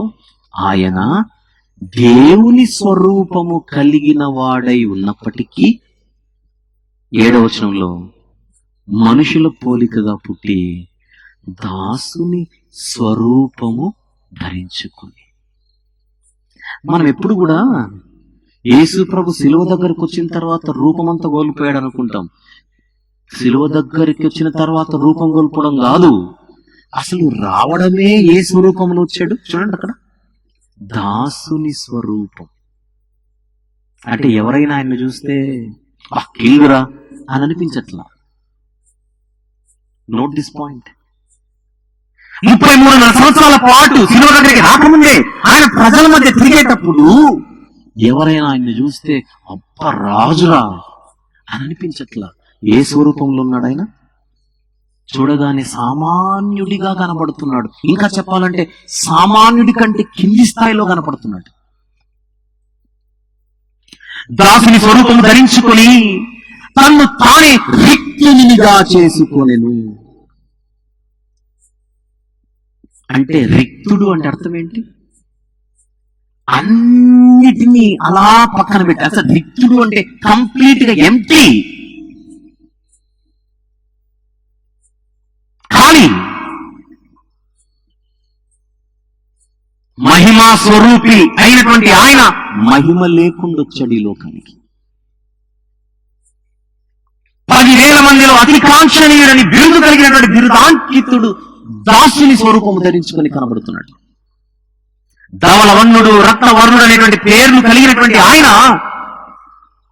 మట్టి దేహంలో కనబడినప్పుడు, శరీరధారిగా కనబడినప్పుడు ఆయనలో స్వరూపము లేదు, సొగసు లేదు. అంటే ఎవరైనా చూడగానే ఆయన్ని ఏమున్నాడరా అని అనిపించట్లా. కామన్ గా కనపడుతున్నాడు, జనరల్ గా కనపడుతున్నాడు. ఈరోజు ప్రపంచంలో ఉండే సేవకులందరికీ ఇది ఒక పెద్ద పాఠం. డిగ్నిఫైడ్ గా ఉంటే తప్పు లేదు, డీసెంట్ గా మర్యాదగా కనబడితే తప్పు లేదు, కానీ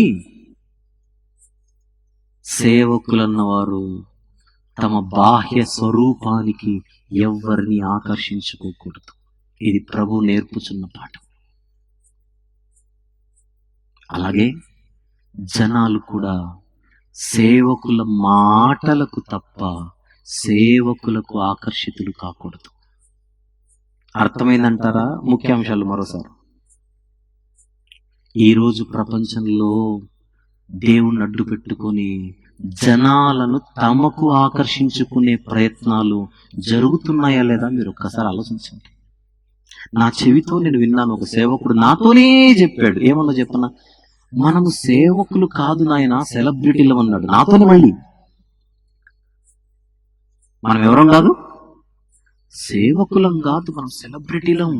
మనం వెళ్తుంటే జనాలు వెయిట్ చేస్తుంటారు. అబ్బో, జనాలు మన కోసం మనల్ని చూడాలని, జనాలు నాన్న పిల్లలు మీరు మాట్లాడకండి, జనాలు మనల్ని చూడాలని, జనాలు మనల్ని చూడాలని, అబ్బో జనాలు మనల్ని చూడాలని వాళ్ళు ఎంత ఎదురు చూస్తుంటారో. తప్పెవరిదో చెప్పనా?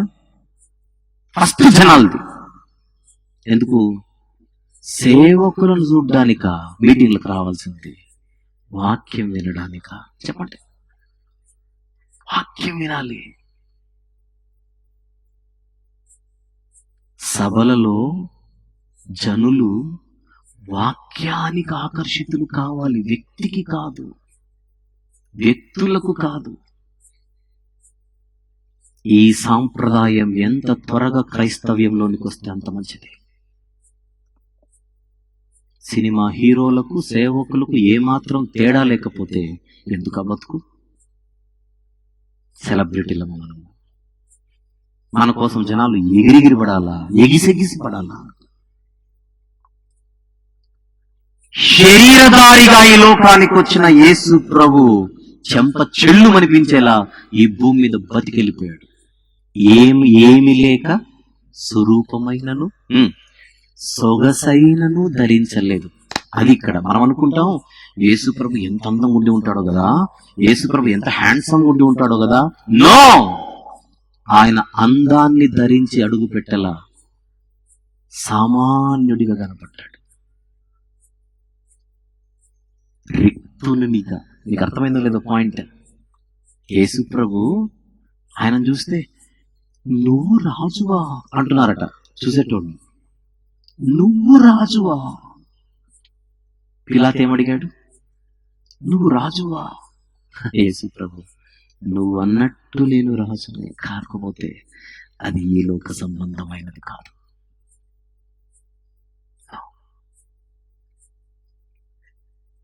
ఒక సేవకుడు అంటున్నాడు ఇంకొక ఆయనతో, నా హెయిర్ స్టైల్ అంటే జనాలకు భలే పిచ్చండి. ఏమనాలి ఇవన్నీ చూస్తుంటే? నా హెయిర్ స్టైల్ అంటే జనాలకి ఏంటట? పిచ్చట. భలే ఉంటుందట తమ హెయిర్ స్టైల్. నీ బోడి హెయిర్ స్టైల్ ఎవడికి కావాలి చెప్పండి? ఎవడికి కావాలి నీ హెయిర్ స్టైల్? డీసెంట్ కనపడు, డిగ్నిఫైడ్ గా కనపడ్డు, చూస్తే మనిషిలా కనపడ్డు చాలు. చూడగానే ఇతను మనిషా అనుకోవాలంతే. చింపురు జుట్టు వేసుకొని దూకోకుండా రాకు. క్రమంగా దూకోలేరా, వెంట్రుకలు ఉంటే దూకో, లేదంటే ఆమె నన్నంత వచ్చాయి. అంతే కదా, ఉంటేనే ప్రాబ్లం, లేకపోతే ప్రాబ్లం గొడవ లేదు. 5 నిమిషాలు సేవ్ అయినట్టే.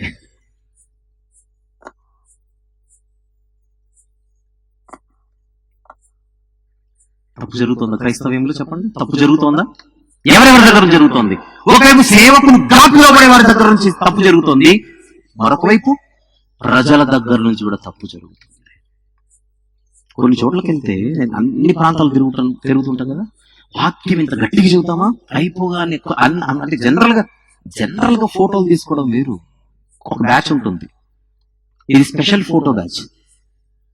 అలా ఎక్కుతారా, తీసుకుంటారు, మళ్ళీ దిగినోడే వస్తాడు మళ్ళీ ఇటు. ఒకసారి స్ట్రైట్, ఒకసారి సెల్ఫ్. అవసరమా?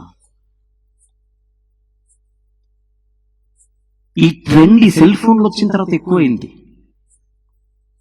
అయ్యగారు దిగుతుంటే వచ్చేస్తారు, టక్ టక్ టక్ టక్ టక్ 100 ఫోన్లు వస్తాయి. ఆయన్ని ఎందుకు ఫోటో తీసుకుంటున్నారో అర్థం కావట్లా. అంతవరకు అరిచరిచి చెప్పింది ఈయన ఫోటో ఎక్కించుకోవడానిక? ఎక్కాల్సింది ఇది, దేవుని వాక్యం ఎక్కాలి. చెడిపోయింది మైండ్. ఏమైపోయింది? చెడిపోయింది.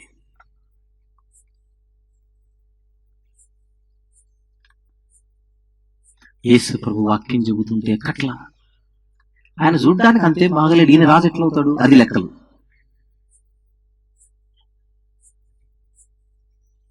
యెషయి మొద్దు నుండి చిగురు పుట్టింది, అది లేతైన మొక్క. దావీదు గారు ఉన్నప్పుడు బాగానే ఉంది, సొలొమోను గారు ఉన్నప్పుడు పర్వాలేదు. రాను రాను రాను రాను రాను రాను రాను రాను దావీదు వంశం అని చెప్పుకునేట్టుగా లేదు, ఎండిపోయింది. ఎండిపోయిన మొద్దులో నుండి 2000 సంవత్సరాల క్రితం చిగురు లేతైన మొక్క బయటకు వచ్చింది. ఆయన యేసుక్రీస్తు. పుట్టింది బేత్లెహేమైనా, పెరిగింది నజరేతులో. చాలా బాగుంటుంది పాయింట్, విందాం. పుట్టింది బేత్లెహేంలోనైనా, పెరిగింది ఆయన నజరేతులో. అందుకే ఆయన పేరు నజరేయుడు. ఆ నజరేతు గలిలయ దేశంలో ఉంది. గలిలయ దేశం అంటే ఆత్మీయంగా ఎండిపోయిన భూభాగం. చీకటితో మబ్బులతో కమ్మి మబ్బు పట్టిన జీవితాలు. ఆత్మీయంగా గలిలయ ప్రాంతం. వేగంగా ఒక 2-3 మాటలు చూద్దాం. యెషయా గ్రంథం 9వ అధ్యాయం.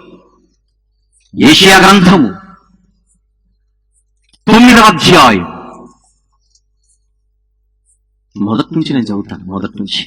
ఆయనను వేదన పొందిన దేశము మీద మబ్బు నిలవలేదు. పూర్వకాలమున ఆయన జెబూలూను దేశమును, నఫ్తాలి దేశమును అవమానపరిచెను. అంత్యకాలమున ఆయన సముద్ర ప్రాంతమున, అనగా యోర్దాను అద్దరిని, అన్య జనుల, చెప్పండి నెక్స్ట్ మాట, గలిలయ ప్రదేశమును మహిమగల దానిగా చేయుచున్నాడు. చీకటిలో నడుచు జనులు గొప్ప వెలుగును చూచుచున్నారు.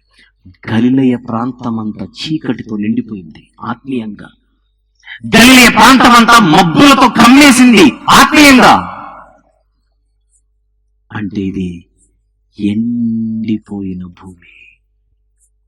మత్తయి సువార్త 4వ అధ్యాయం 12 నుంచి 16 వచనములు నేను చదువుతాను. 12 నుంచి 16. యోహాను చెరపట్టబడినని యేసు విని ఎక్కడికి తిరిగి వెళ్ళి? గలిలయకు తిరిగి వెళ్ళి నజరేతు విడిచి జెబూలూను నఫ్తాలి అను దేశముల ప్రాంతములలో సముద్ర తీరమందలి కపెర్నహూములకు వచ్చి కాపురముండెను. జెబూలూను దేశమును నఫ్తాలి దేశమును యోర్దానుకు ఆవలనున్న సముద్ర తీరమున అన్ని జనులు నివసించు గలిలయయు చీకటిలో కూర్చుండిన ప్రజలను గొప్ప వెలుగు చూచిరి. మరణ ప్రదేశంలోను మరణ ఛాయలలో కూర్చుండిన వారికి వెలుగు ఉదయించినని ప్రవక్త అయిన యెషయా ద్వారా పలుకబడినది నెరవేరినట్లు ఈలాగు జరిగింది. యెషయా గారి గ్రంథములో మనము చూసిన ప్రవచనము యేసుక్రీస్తు ప్రభు నడకతో నెరవేరుతోంది. వెలుగు. ఇక నజరేతు గురించి మాట్లాడితే యేసు ప్రభు శిష్యులలో ఫిలిప్పు అని ఒక ఆయన ఉన్నాడు. ఫిలిప్పు అన్న ఆయన యేసు ప్రభుని అర్థం చేసుకుని ఈయన మెస్సియా, ఈయన క్రీస్తు అని గుర్తించి నతనయేలు అనేటువంటి ఒక మంచి వాని దగ్గరికి వెళ్ళి, మేము మెస్సియాను కనుగొంటిమి, ఆయన నజరేతులో ఉన్నాడు అని అడిగితే, నజరేతు నుంచి వచ్చిన వాడు అని అడిగితే అని చెబితే నతనయేలు గారు ఇస్తున్న స్పందన ఏంటో చూడండి. యోహాను సువార్త 1వ అధ్యాయంలో దయచేసి యోహాను సువార్త 1వ అధ్యాయం 46వ వచనంలో మెస్సియా నజరేతులో ఉన్నాడు అన్న విషయానికి ఆయన ఇస్తున్నటువంటి స్పందన ఏంటో చూద్దాం. 46వ వచనం. అందుకు నతనయేలు, నజరేతులో నుండి మంచి ఏదైనా రాగలదా అని అతన్ని అడుగగా, వచ్చి చూడుమని ఫిలిప్ అతనితో చెప్పాడే గాని నజరేతుకు మంచి చరిత్ర ఉందని మాత్రం చెప్పలేకపోతున్నాడు. యేసు ప్రభు ఎవరు అడిగితే, ఎండిన భూమిలో పెరిగిన లేతైన మొక్క. ఆత్మీయంగా ఎండిపోయిన భూమి గలిలయ ప్రాంతం. ఆ గలిలయ ప్రాంతంలోనే పెరిగిన లేతైన మొక్క. జనాలకు మాత్రం మేమందరం ఎండిపోయాము, మా భూభాగం ఎండిపోయింది ఆత్మీయంగా, అందులో ఈయనే మా ముందు పెరిగిన లేతైన మొక్క అని చూడట్లా, గుర్తించట్లేదు. యోహాను సువార్త 1వ అధ్యాయంలోనే 10-11 వచనములు చూద్దాం ఒకసారి. 10-11. ఆయన లోకములో ఉండేను. నెక్స్ట్ మాట, లోకం ఆయన మూలముగా కలిగేను గాని లోకం ఆయనను తెలుసుకొనలేదు. 11. ఆయన తన స్వకీయ యుద్ధకు వచ్చెను, ఆయన స్వకీయులు ఆయనను అంగీకరించలేదు. ఇదంతా మనసులో పెట్టుకొని ఒక్కసారి యెషయా గ్రంథం 53వ అధ్యాయానికి రండి దయచేసి. యెషయా గ్రంథం 53వ అధ్యాయం. యేసుక్రీస్తు ప్రభు ఈ లోకానికి వచ్చినప్పుడు, జాగ్రత్త విందాం, యేసుక్రీస్తు ప్రభు ఈ లోకానికి వచ్చినప్పుడు ఏ తరమైతే ఆయన నమ్మలేదో వారు నమ్మని స్థితిని పరిశుద్ధాత్ముడు ముందే రాయిస్తున్నాడు ప్రవక్తల చేత. 53వ అధ్యాయం 1వ వచనం. మేము తెలియజేసిన సమాచారము ఎవడు నమ్మెను? మేము అంటే ప్రవక్తలు, యెషయా గారు, మిగిలిన ప్రవక్తలు. మేము ముందుగానే తెలియజేసిన క్రీస్తును గురించిన సమాచారము ఎవడు నమ్మెను? యెహోవా బాహువు ఎవనికి బయలుపరచబడినంటే ఎవడు గుర్తించాడు? బాహు అంటే శక్తి, బాహు అంటే హస్తము, హస్తం అంటే శక్తికి గుర్తు. దేవుని హస్తం అంటే దేవుని శక్తి. కొత్త నిబంధనలో సిలువను గూర్చిన వార్త రక్షింపబడుచున్న వారికి ఏమై ఉన్నది? దేవుని శక్తి. రోమపత్రిక 1:16 కూడా ఉంటుంది, సిలువను గూర్చిన వార్త అంటే సువార్త దేవుని శక్తి. ఆ దేవుని శక్తి ప్రత్యక్షమైంది 2000 సంవత్సరాల క్రితం, కానీ గుర్తించలా. 2వ వచనం, లేత మొక్క వలెను, ఎండిన భూమిలో మొలిచిన మొక్క వలెను అతడు ఆయన ఎదుట పెరిగెను. ఎవరి ఎదుట పెరిగెను? తండ్రి అయిన దేవుని ఎదుట భూమి మీద ఈ గలిలయ ప్రాంతములో, నజరేతు ప్రాంతములో లేత మొక్కలాగా పెరిగాడు యేసుక్రీస్తు ప్రభు. కానీ అది పరలోకంలో ఉన్న తండ్రి అయిన దేవునికి తప్ప భూలోకంలో ఎవడు కూడా ఆయనను ఎండిన భూమిలో పెరిగిన లేతైన మొక్క అని గుర్తించట్లా. అతనికి స్వరూపమైనను సొగసైనను లేదు, అందంగా కనపడలేదు ఎవరికి. మనం అతని చూచి అపేక్షించున్నట్టుగా అతని యందు ఏమి లేదు, స్వరూపము లేదు. అతడు తృణీకరించబడిన వాడును ఆయన, అతడు ధృవీకరించబడిన వాడును, ఆయన మనుషుల వలన విసర్జింపబడిన వాడును, వ్యసనాక్రాంతుడిగాను, వ్యాధిని అనుభవించు వానిగాను, మనుషుని చూడనున్నని వాడుగాను ఉండెను. అతడు ధృవీకరింపబడిన వాడు కనుక మనం అతనిని ఎన్నిక చేయకపోతే నిశ్చయంగా అతడు మన రోగములను భరించెను, మన వ్యసనములను వహించెను. ఆయనను రోగాలను ఆయన మన కోసం భరించిన, వ్యసనములను వహించిన. లోకం ఏమనుకుంటాం? ఆయన చూసి మొత్తబడిన వానిగా, ఇంకా దేవుని వలన బాధింపబడిన వానిగాను, శ్రమ నొందిన వానిగాను మనం అతనిని ఎంచి, మన అతిక్రమములను బట్టి, మన అతిక్రమ క్రియలను బట్టి అతడు గాయపరచబడేను, మన దోషములను బట్టి నలుగగొట్టబడేను, మన సమాధానార్థమైన శిక్ష అతని మీద పడేను. దోషములు మనవి, పాపములు మనవి, గాయాలు మాత్రం ఆయనవి, శిక్ష ఆయనకు, విడుదల మనకు. రోగాలను భరిస్తే ఆయనను చూసి ఏమనుకుంటున్నారట? మొత్తబడినవాడు. వ్యసనము వహిస్తే శాపగ్రస్తుడు, నేరస్తుడు. గుర్తించింది ఆయన లోకం, గుర్తించిందా? ఇక్కడ అదిరిపోయే విషయం ఏంటంటే, రోగాలు వస్తే పరిగెత్తుకుంటూ ఆయన దగ్గరకు వచ్చారే గాని మా పాపాల కోసం ఈయనే మరణించబోతున్నాడని మాత్రం చూడట్లేదు. అవసరాలు తీర్చుకోవడానికి వచ్చారే గాని ఆయనను ఆయనగా గుర్తించలేదు. ఆశ్చర్యకరమైన విషయం ఏంటంటే, దగ్గరున్న శిష్యులు సహితం ఆయన గాలిని, సముద్రాన్ని గద్దిస్తే ఆయనను చూసి వీళ్ళు ఏమంటున్నారు చూడండి ఒక్కసారి. మార్కు సువార్త 4వ అధ్యాయం, మార్కు సువార్త 4వ అధ్యాయం 41వ వచనం ఒకసారి చూద్దాం. చివరి వచనం అది. వారు మిక్కిలి భయపడి, ఈయన ఎవరో గాలిని సముద్రమున ఈయనకు లోబడుచున్నామని ఒకరితో ఒకడు చెప్పుకొని. ఆయన ఎవరో స్పష్టత లేదు. అప్పుడప్పుడు మన కోసం పరితపించే వారిని చూస్తే నీకేం పిచ్చి పట్టిందయ్యా, మా కోసం అంతగానో పరితపిస్తున్నావు అని అంటాం. అంతగా పరితపించే వాళ్ళు పెద్దగా మనకు కనబడదు, కానీ అప్పుడప్పుడు మన నోటి ఈ మాట వస్తుంటుంది. ఏం మనిషి అయ్యా నువ్వు మా కోసం ఇంతగా. ఈ మాట ఇంతవరకు మనం ఎవరితోనైనా అన్నామో లేదో నాకు తెలియదు, కానీ ఈ రాత్రి ఈ ప్రభుతో మనం అని తీరాలి. మేమంటే ఎందుకు నీకంత పిచ్చి, నేనంటే నీకెందుకంత ప్రాణం, నువ్వు నా కొరకు ప్రాణం పెట్టినంతగా నన్ను ప్రేమిస్తున్నావా, ఎవరయ్యా నీవని చేతులెత్తి ఆయనకు మొక్కాల్సినటువంటి పరిస్థితి. లేతైన మొక్క వలె ఎండిన భూమిలో ఒకనాడు పెరిగినదెవరు, ఒకనాడు మొలిచినదెవరు? స్వరూపమైన సొగసైన లేక దీన స్థితిలో తృణీకరించబడిన వానిగా, విసర్జింపబడిన వానిగా ఒకనాడు ఈ ప్రపంచములో కనిపించినది ఎవరు? అడుగుదాం ఆయన్ని. ఎవరు ప్రభువా నీవు? నీ గురించి నేను ఇంకా తెలుసుకోవాలి.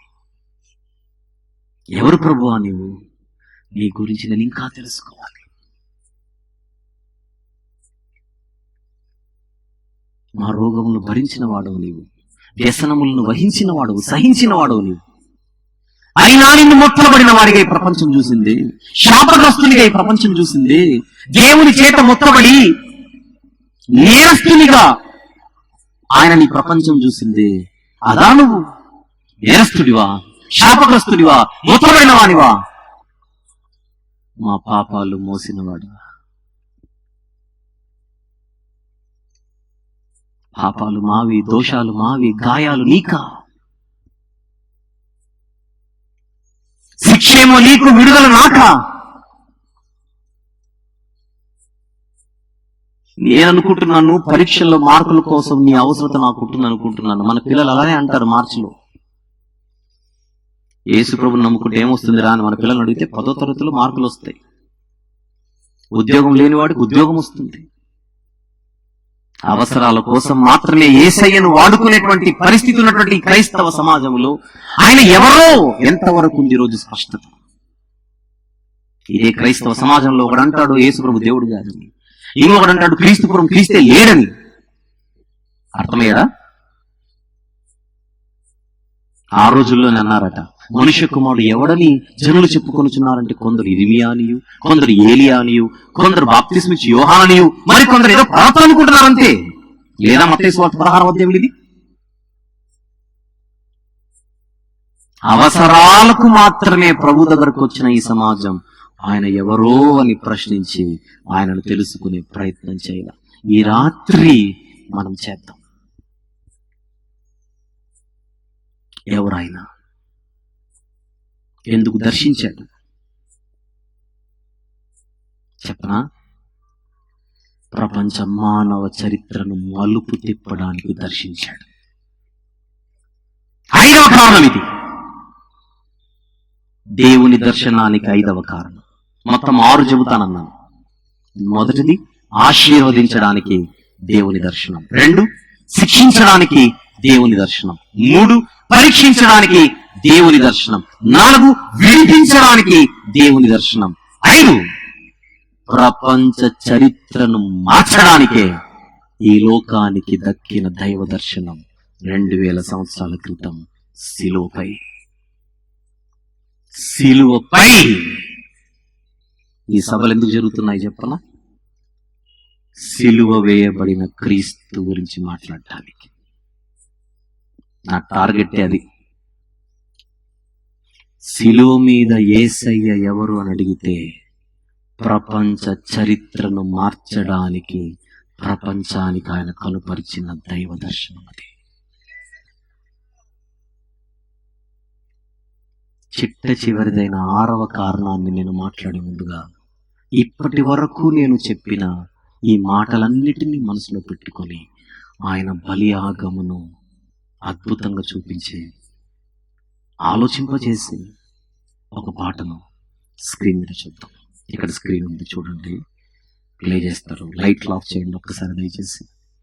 లైట్లు ఆఫ్ చేసి పాట ప్లే చేస్తారు. చూడగలిగిన వారందరూ చూడండి. మేము స్టేజ్ మీద ఉన్నాం కనుక మేము వింటాం. ఇంతవరకు విన్న విషయాలన్నిటినీ మనసులో పెట్టుకొని వినండి ఆ పాట. అది పాట కాదు, పాఠం. ఆలోచిద్దాం. హలో, చూస్తున్నారు కదా ఎంత గంభీరమైనటువంటి వాస్తవం అది. మన కొరకు ఈ లోకానికి వచ్చి అన్నిటినీ విడిచిపెట్టి రిక్తునిగా చేసుకొని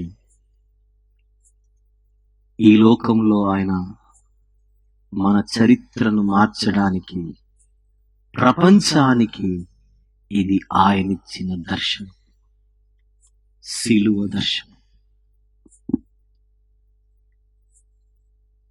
గుర్తిస్తోందా ప్రపంచం? మనం గుర్తిస్తున్నామా? రావట్లేదు.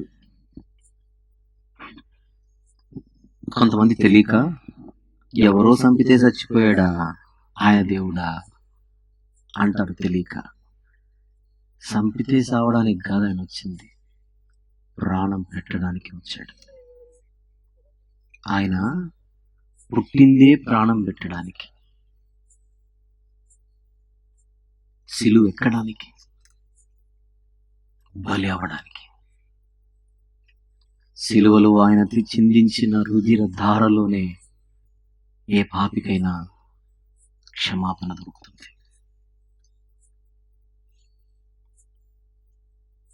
విషయం ఏంటంటే, మట్టలతో ఆయనను ఊరేగిస్తూ ఆహ్వానం పలికింది యెరూషలేం పట్టణం. ఒకరోజు ఊరేగింపుతో ఆ ఊరిలోనికి అడుగు పెడుతున్న యేసు ప్రభు ఆ పట్టణం విషయమై ఆనందంగా లేడు, ఏడుస్తున్నాడు. చూద్దాం, ముగింపులోకి వెళ్దాం. మత్తయి సువార్త 23వ అధ్యాయం. మత్తయి సువార్త 23వ అధ్యాయం 37 నుంచి చూద్దాం ఒక్కసారి. యెరూషలేమా యెరూషలేమా, ఈ రాత్రి 6 విషయాలు చెబుతానన్నాను. ఇప్పుడు 6వ విషయంలోనికి వెళ్తున్నాను. యెరూషలేమా యెరూషలేమా, ప్రవక్తలను చంపుచూ నీ యొద్దకు పంపబడిన వారిని రాళ్లతో కొట్టుచూ ఉండుదానా? కోడి తన పిల్లలను రెక్కల క్రిందికి ఎలాగూ చేర్చుకును, అలాగే నేను నీ పిల్లలను ఎన్నో మార్లు చేర్చుకొనవాలని ఉంటిని గాని మీరు వల్లకపోతే ఇదిగో మీ ఇల్లు మీకు విడవబడి ఉన్నది. లూకా సువార్త 19 ముగింపు. లూకా సువార్త 19వ అధ్యాయం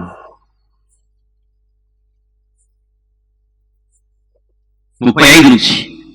లూకా సువార్త 19వ అధ్యాయం 35 నుంచి. తర్వాత వారు యేసు వద్దకు దానిని తోలుకొని వచ్చి ఆ గాడిద పిల్లల మీద తమ బట్టలు వేసి యేసును దాని మీదకి ఎక్కించి ఆయన వెళుచుండగా తమ బట్టలు దారి పొడుగున పరిచిరి. సంతోషం, ఆనందం మొత్తం ఉంది. అయితే 41వ వచనంకి వచ్చేసరికి ఏం జరుగుతుందో చూద్దాం. ఆయన పట్టణమునకు సమీపించినప్పుడు దానిని చూచి దాని విషయమై ఏడ్చి. యెరూషలేము పట్టణాన్ని దర్శిస్తున్నాడు యేసు ప్రభు. శరీరధారిగా ఉన్నప్పుడు చిట్ట చివరి దర్శనం అదే. శరీరధారిగా యెరూషలేము పట్టణాన్ని దర్శిస్తున్నటువంటి చిట్ట చివరిసారి అది. ఏడుస్తూ నీవును ఈ నీ దినమందైనను సమాధాన సంబంధమైన సంగతులను తెలుసుకున్న ఎడల నీకెంతో మేలు, కానీ ఇప్పుడు అవి నీ కన్నులకు మరుగు చేయబడి ఉన్నవి. ఎందుకు? నెక్స్ట్ మాట చూద్దాం. ప్రభువు నిన్ను దర్శించిన కాలము నీవు ఎరుగకుంటేవి కనుక. యెరూషలేము పట్టణము చేస్తున్న తప్పేమిటి? దైవ దర్శనాన్ని గుర్తించట్లా.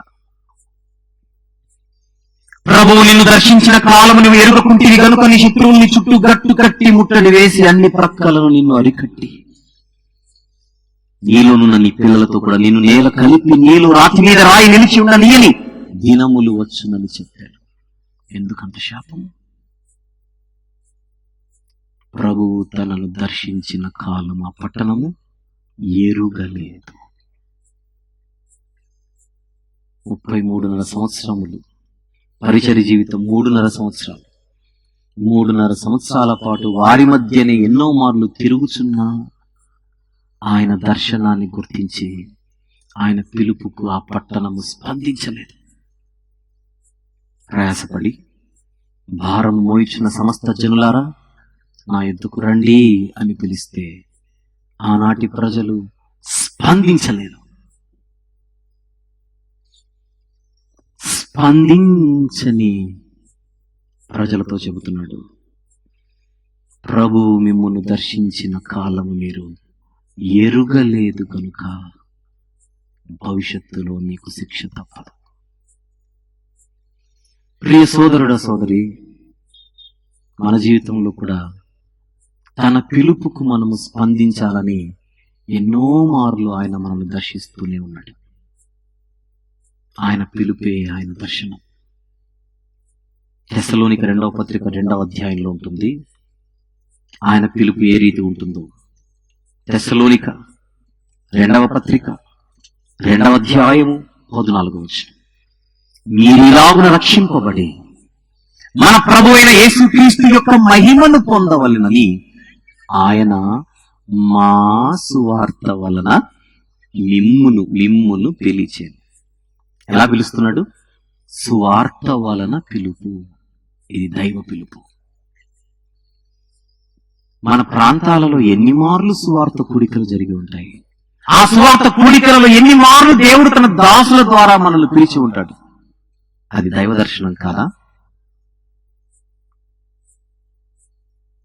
గుర్తించాలి. ఒక సేవకుడు నిలబడి ఎదుట నిలబడి మాట్లాడుతున్నాడు అని అంటే అది బహుశా ఆ సేవకుని ద్వారా ప్రజలకు దేవుడిస్తున్న దర్శనం, పిలుపు.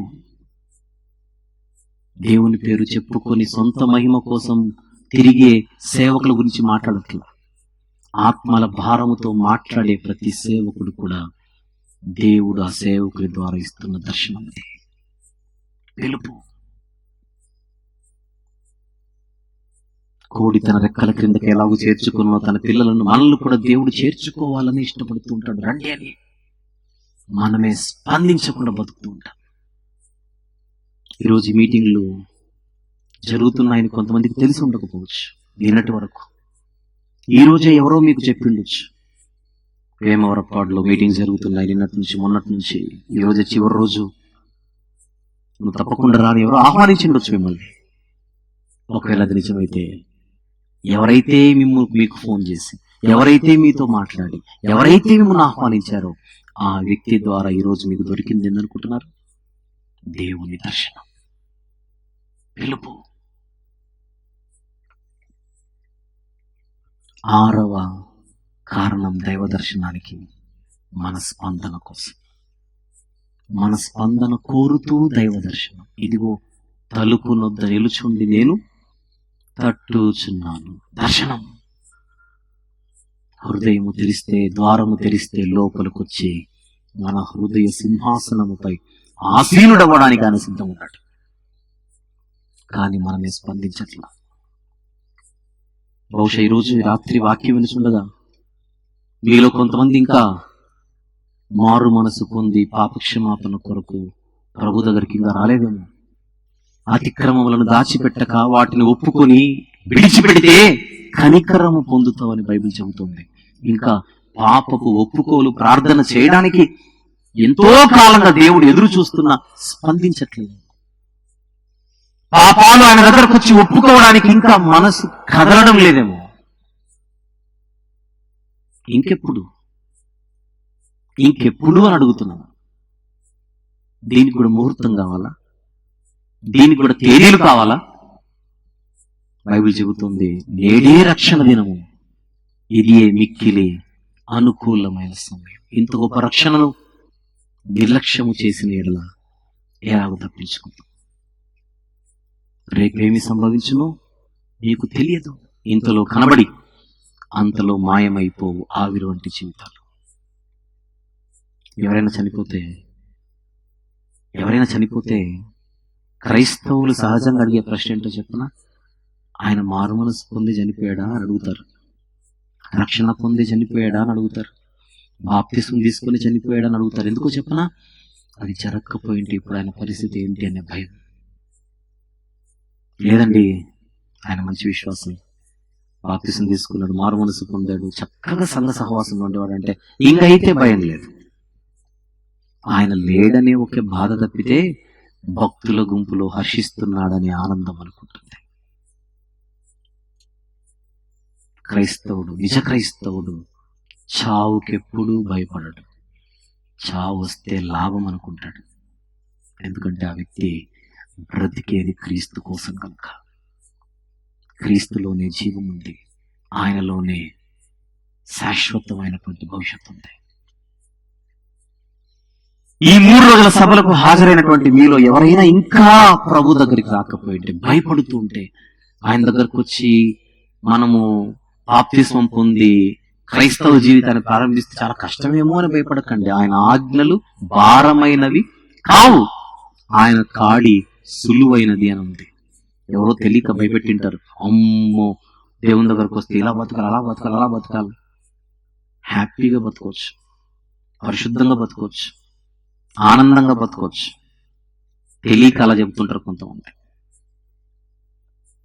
ఇకపోతే నాలాగా ఎవరైతే ఇక్కడ బ్యాప్టిజం తీసుకున్నారు, మనమందరం కూడా ఒకనాడు మారు మనసు పొంది ఆయన శిలువలో కాచిన రక్తములో మన జీవితాలు ఎవరెవరైతే కడుక్కున్నామో మనందరము కూడా ఆయన వాక్యము చేత ఉదక స్నానం చేస్తూ బతకాలి. ఇది క్రైస్తవ జీవితం. శిలువలో ఒకప్పుడు మనము బ్యాప్టిజం తీసుకున్నప్పుడు ఆయన రక్తంలో మన జీవితాన్ని కడుక్కున్నాం. ఇక ఆయన వాక్యంతో ప్రతిదినము మన హృదయాలను కడుక్కొనుచు బతకాలి. అప్పుడే మనం పరిశుద్ధతలో సంపూర్ణమవుతాం. అది జరగడానికి ఇలాంటి సభలు, ఈ సభలు ఎవరికి అంటే ఇద్దరికి, మారు మనసు పొందని వారికి, మారు మనసు పొందిన వారికి. మారు మనసు పొందని వారు రక్షణలోనికి రావాలి, రక్షణలోనికి వచ్చిన వారు ఆ రక్షణలో ఎదగాలి. రక్షణలో ఎదగాలంటే వాక్యం అనే పాలు మాత్రమే మనకు దోహదపడతాయి. అందుకే వాక్యాన్ని విస్తృతంగా ప్రకటింపజేసే సభలకు మనము తప్పకుండా హాజరవ్వాలి. ఆహ్వానం లేకున్నా పరుగెత్తుకుంటూ వచ్చేయాలి. ఎంతో దీవించబడతాం, ఎంతో ప్రోత్సహించబడతాం, ఎంతో ఉజ్జీవింపబడతాం, హెచ్చరింపబడతాం, ఖండించబడతాం, బుద్ధి చెప్పబడతాం. తప్పులుంటే దిద్దుకోవడానికి అవకాశాలు ఇవ్వబడతాయి. ఇది వినేవారికి మాత్రమే కాదు, చెప్పేవారికి కూడా. ఈ మాటలన్నీ మనందరికీ, నాకు కూడా. దేవుడిచ్చిన రక్షణ జీవితంలో ఎదుగుతూ ప్రయాణం చేద్దాం. ఇంకా రక్షణలోనికి రాని వారు త్వరితగతిన మీరు స్పందించి ముందుకు రావాలని ఆహ్వానం. దైవ దర్శనానికి 6 కారణాలు. నంబర్ 1, దీవించుటకు. నంబర్ 2, శిక్షించుటకు. నంబర్ 3, పరీక్షించుటకు. నంబర్ 4, విడిపించుటకు. నంబర్ 5, ప్రపంచ మానవ చరిత్రను శిలువ బలియాగము ద్వారా మార్చుటకు. నంబర్ 6, మన స్పందనను కోరుటకు. ఇవన్నీ దేవుని దర్శనాలు. నేరుగా ప్రత్యక్షంగా ఇవి జరగకపోయినా ఏదో ఒక రూపాన దైవ దర్శనాలు మన జీవితంలో నిత్యము చోటు చేసుకుంటూనే ఉంటాయి. ప్రస్తుతానికి గత 3 రోజులుగా వేమవరపాడులో ఈ సువార్త సభల ద్వారా చోటు చేసుకున్నది దేవుని దర్శనం. దీనికి మనం స్పందించాలి. ఈ 3 రోజుల పాటు విత్తబడిన వాక్యానికి కావాలి మన స్పందన. స్పందన లేకపోతే ఒకనాడు యెరూషలేమును చూచి ఏడ్చిన ప్రభువే మనల్ని చూసి ఖచ్చితంగా ఏడుస్తాడు. ఆయనను దుఃఖపెట్టిన వారం అవుతాం, బాధ పెట్టిన వారం అవుతాం, మళ్ళీ ఆయనను గాయపరిచిన వాళ్ళం అవుతాం. ఈ చిన్న జీవితంలో ఆయన నిర్లక్ష్యం చేయకుండా ఆయనను అంటి పెట్టుకుని బతుకుదాం. ఆయన వచ్చినప్పుడు ఏ ఒక్కరూ విడువబడకుండా పాత్రులుగా, యోగ్యులుగా ఎంచబడి పరలోకంలో అడుగు పెడదాం. దేవుని చిత్తమైతే మరొక్కసారి మనందరం కలుసుకోవడానికి దేవుడు మనందరికీ సమృద్ధిగా కృపను, తోడును, అనుకూలతను, అవకాశమును, ఆయుష్ను, ఆరోగ్యమును అనుగ్రహించును కాక. ఆమేన్. చిన్న ప్రార్థన చేసుకుందాం. ప్రార్థన చేసుకొని మనం ఈ కార్యక్రమాన్ని ముగించుకుందాం. తర్వాత అయ్యగారు ప్రకటనలు చేస్తారు. ప్రేమగల తండ్రి, కృపగల దేవ, జీవం గల నాయన, పరిశుద్ధుడైన మహా గొప్ప దేవ, ఈ రాత్రి మీరు మాకు ఇచ్చిన ఈ మాటలన్నిటిని బట్టి స్తుతులు చెల్లిస్తున్నాం ప్రభువా. 3 రోజుల సభలను విజయవంతం చేశారు. ప్రతి మాట ఈ 3 రోజుల పాటు పగటి వేళ, రాత్రి వేళ విత్తబడిన ప్రతి మాట ప్రతి ఒక్కరి హృదయంలో నూరంతలుగా ఫలించుటకు సహాయం చేయండి నాయన. మీ దాసులు తండ్రి విజయ్ పాస్టర్ గారిని, తన కుటుంబాన్ని, తన సహచర బృందాన్ని మీరు ఏర్పరచుకొని ఎంతగానో ఎన్నో సంవత్సరాలుగా ఇక్కడ వాడుకుంటున్నారు. వారి పరిచయాన్ని విస్తరింపజేయమని ప్రార్థిస్తున్నాం తండ్రి. మీ మహిమార్థమై మరింత ఘనపరచమని ప్రార్థన చేస్తున్నాం. వారికి ఉన్న ఆలోచనలు, తలంపులు తండ్రి మీకు మహిమకరంగా నెరవేరుటకు సహాయం చేయండి. ఎందరో మీ దాసులు ఇక్కడ ఉన్నారు ప్రభువా. వారి ప్రాంతాలలో మీరు వారికి ఇచ్చినటువంటి పరిచర్యను మరింత ఆశీర్వదించి బలపరిచి మీరే మహిమ పొందమని ప్రార్థిస్తున్నాం. స్థానికంగా ఈ ప్రాంతవాసులు, దూర ప్రాంతాల నుంచి వచ్చిన వారందరినీ ప్రార్థనలు ఎత్తిపట్టుకోవచ్చు నాయనా. వారి ఆసక్తిని ఆశీర్వదించమని, వారి కుటుంబాలకు రావాల్సినటువంటి ఈవులు అనుగ్రహించమని ప్రార్థిస్తున్నాం. వాయిద్య పరిచర్య చేసిన బృందాన్ని దీవించండి ప్రభు. కాకినాడ నుంచి వచ్చి ఈ 3 రోజుల పాటు చక్కని గాత్ర పరిచర్య చేసినటువంటి మీ పిల్లల్ని తండ్రి ప్రార్థనలో ప్రత్యేకంగా జ్ఞాపకం చేసుకోవచ్చు. రాబోయే కాలంలో మరింత బలంగా మీరు వాడుకొని మీరే మహిమ పొందమని, వారి అవసరతలు, వారి కుటుంబ స్థితిగతులు తండ్రి మీ మహిమార్థమే మెరుగుపరచమని ప్రార్థిస్తున్నాం. మమ్మల్ని కూడా క్షేమంగా తీసుకొని వచ్చారు. తిరుగు ప్రయాణమై వెలుచుండగా ప్రయాణమంతట్లోనూ మీ తోడును మాకు అనుగ్రహించమని, మీ చిత్తమైతే, మీకు ఇష్టమైతే మీ కుమారుని రాకడ ఆలస్యమైతే మా అందరికి ఆయుష్ ఉంటే మరొక్కసారి మీ వాక్య సన్నిధిలో మేమందరము గడిపి ప్రభువా వాక్యపు ఆనందాన్ని అనుభవించడానికి సహాయం చేయమని, ఈ సభలకు ఎవరెవరైతే ప్రత్యక్షంగా పరోక్షంగా సహాయం చేశారో, సహకరించారో, ప్రార్థించారో, పని చేశారో, వివిధ డిపార్ట్మెంట్స్ లో పనిచేసిన ప్రతి ఒక్కరిని పేరు పేరున జ్ఞాపకం చేసుకుని వారందరికీ రావలసిన ఈవులు సంపూర్ణంగా అనుగ్రహించమని, మా అందరి జీవితాల్లో మీరు చేయబోతున్న మేలులన్నిటిని బట్టి మిమ్మల్ని మాత్రమే స్తుతిస్తూ, మహిమపరుస్తూ, ఘనపరుస్తూ మీ ప్రియ కుమారుడు, మా అందరి ప్రభు, ప్రియ రక్షకుడు నజరేయుడైన యేసుక్రీస్తు ప్రభు వారి సర్వోన్నతమైన నామంలో ఈ కొన్ని మనవులు, విన్నపములు, స్తుతులతో కలిపి మిక్కిలి శ్రేష్టమైన, పవిత్రమైన, ఘనమైన మీ పాదముల చెంత పెట్టి సమర్పించి పొందుకొనుచున్నాము తండ్రి. ఆమేన్. తండ్రి యొక్కయు, కుమారుని యొక్కయు, పరిశుద్ధాత్మని యొక్కయు ప్రేమ, కృప, సహవాసం కూడిన మనందరితో సార్వత్రిక సంఘం అంతటితో సదాకాలము తోడై ఉండి అత్యున్నతంగా నడిపించును గాక. ఆమేన్.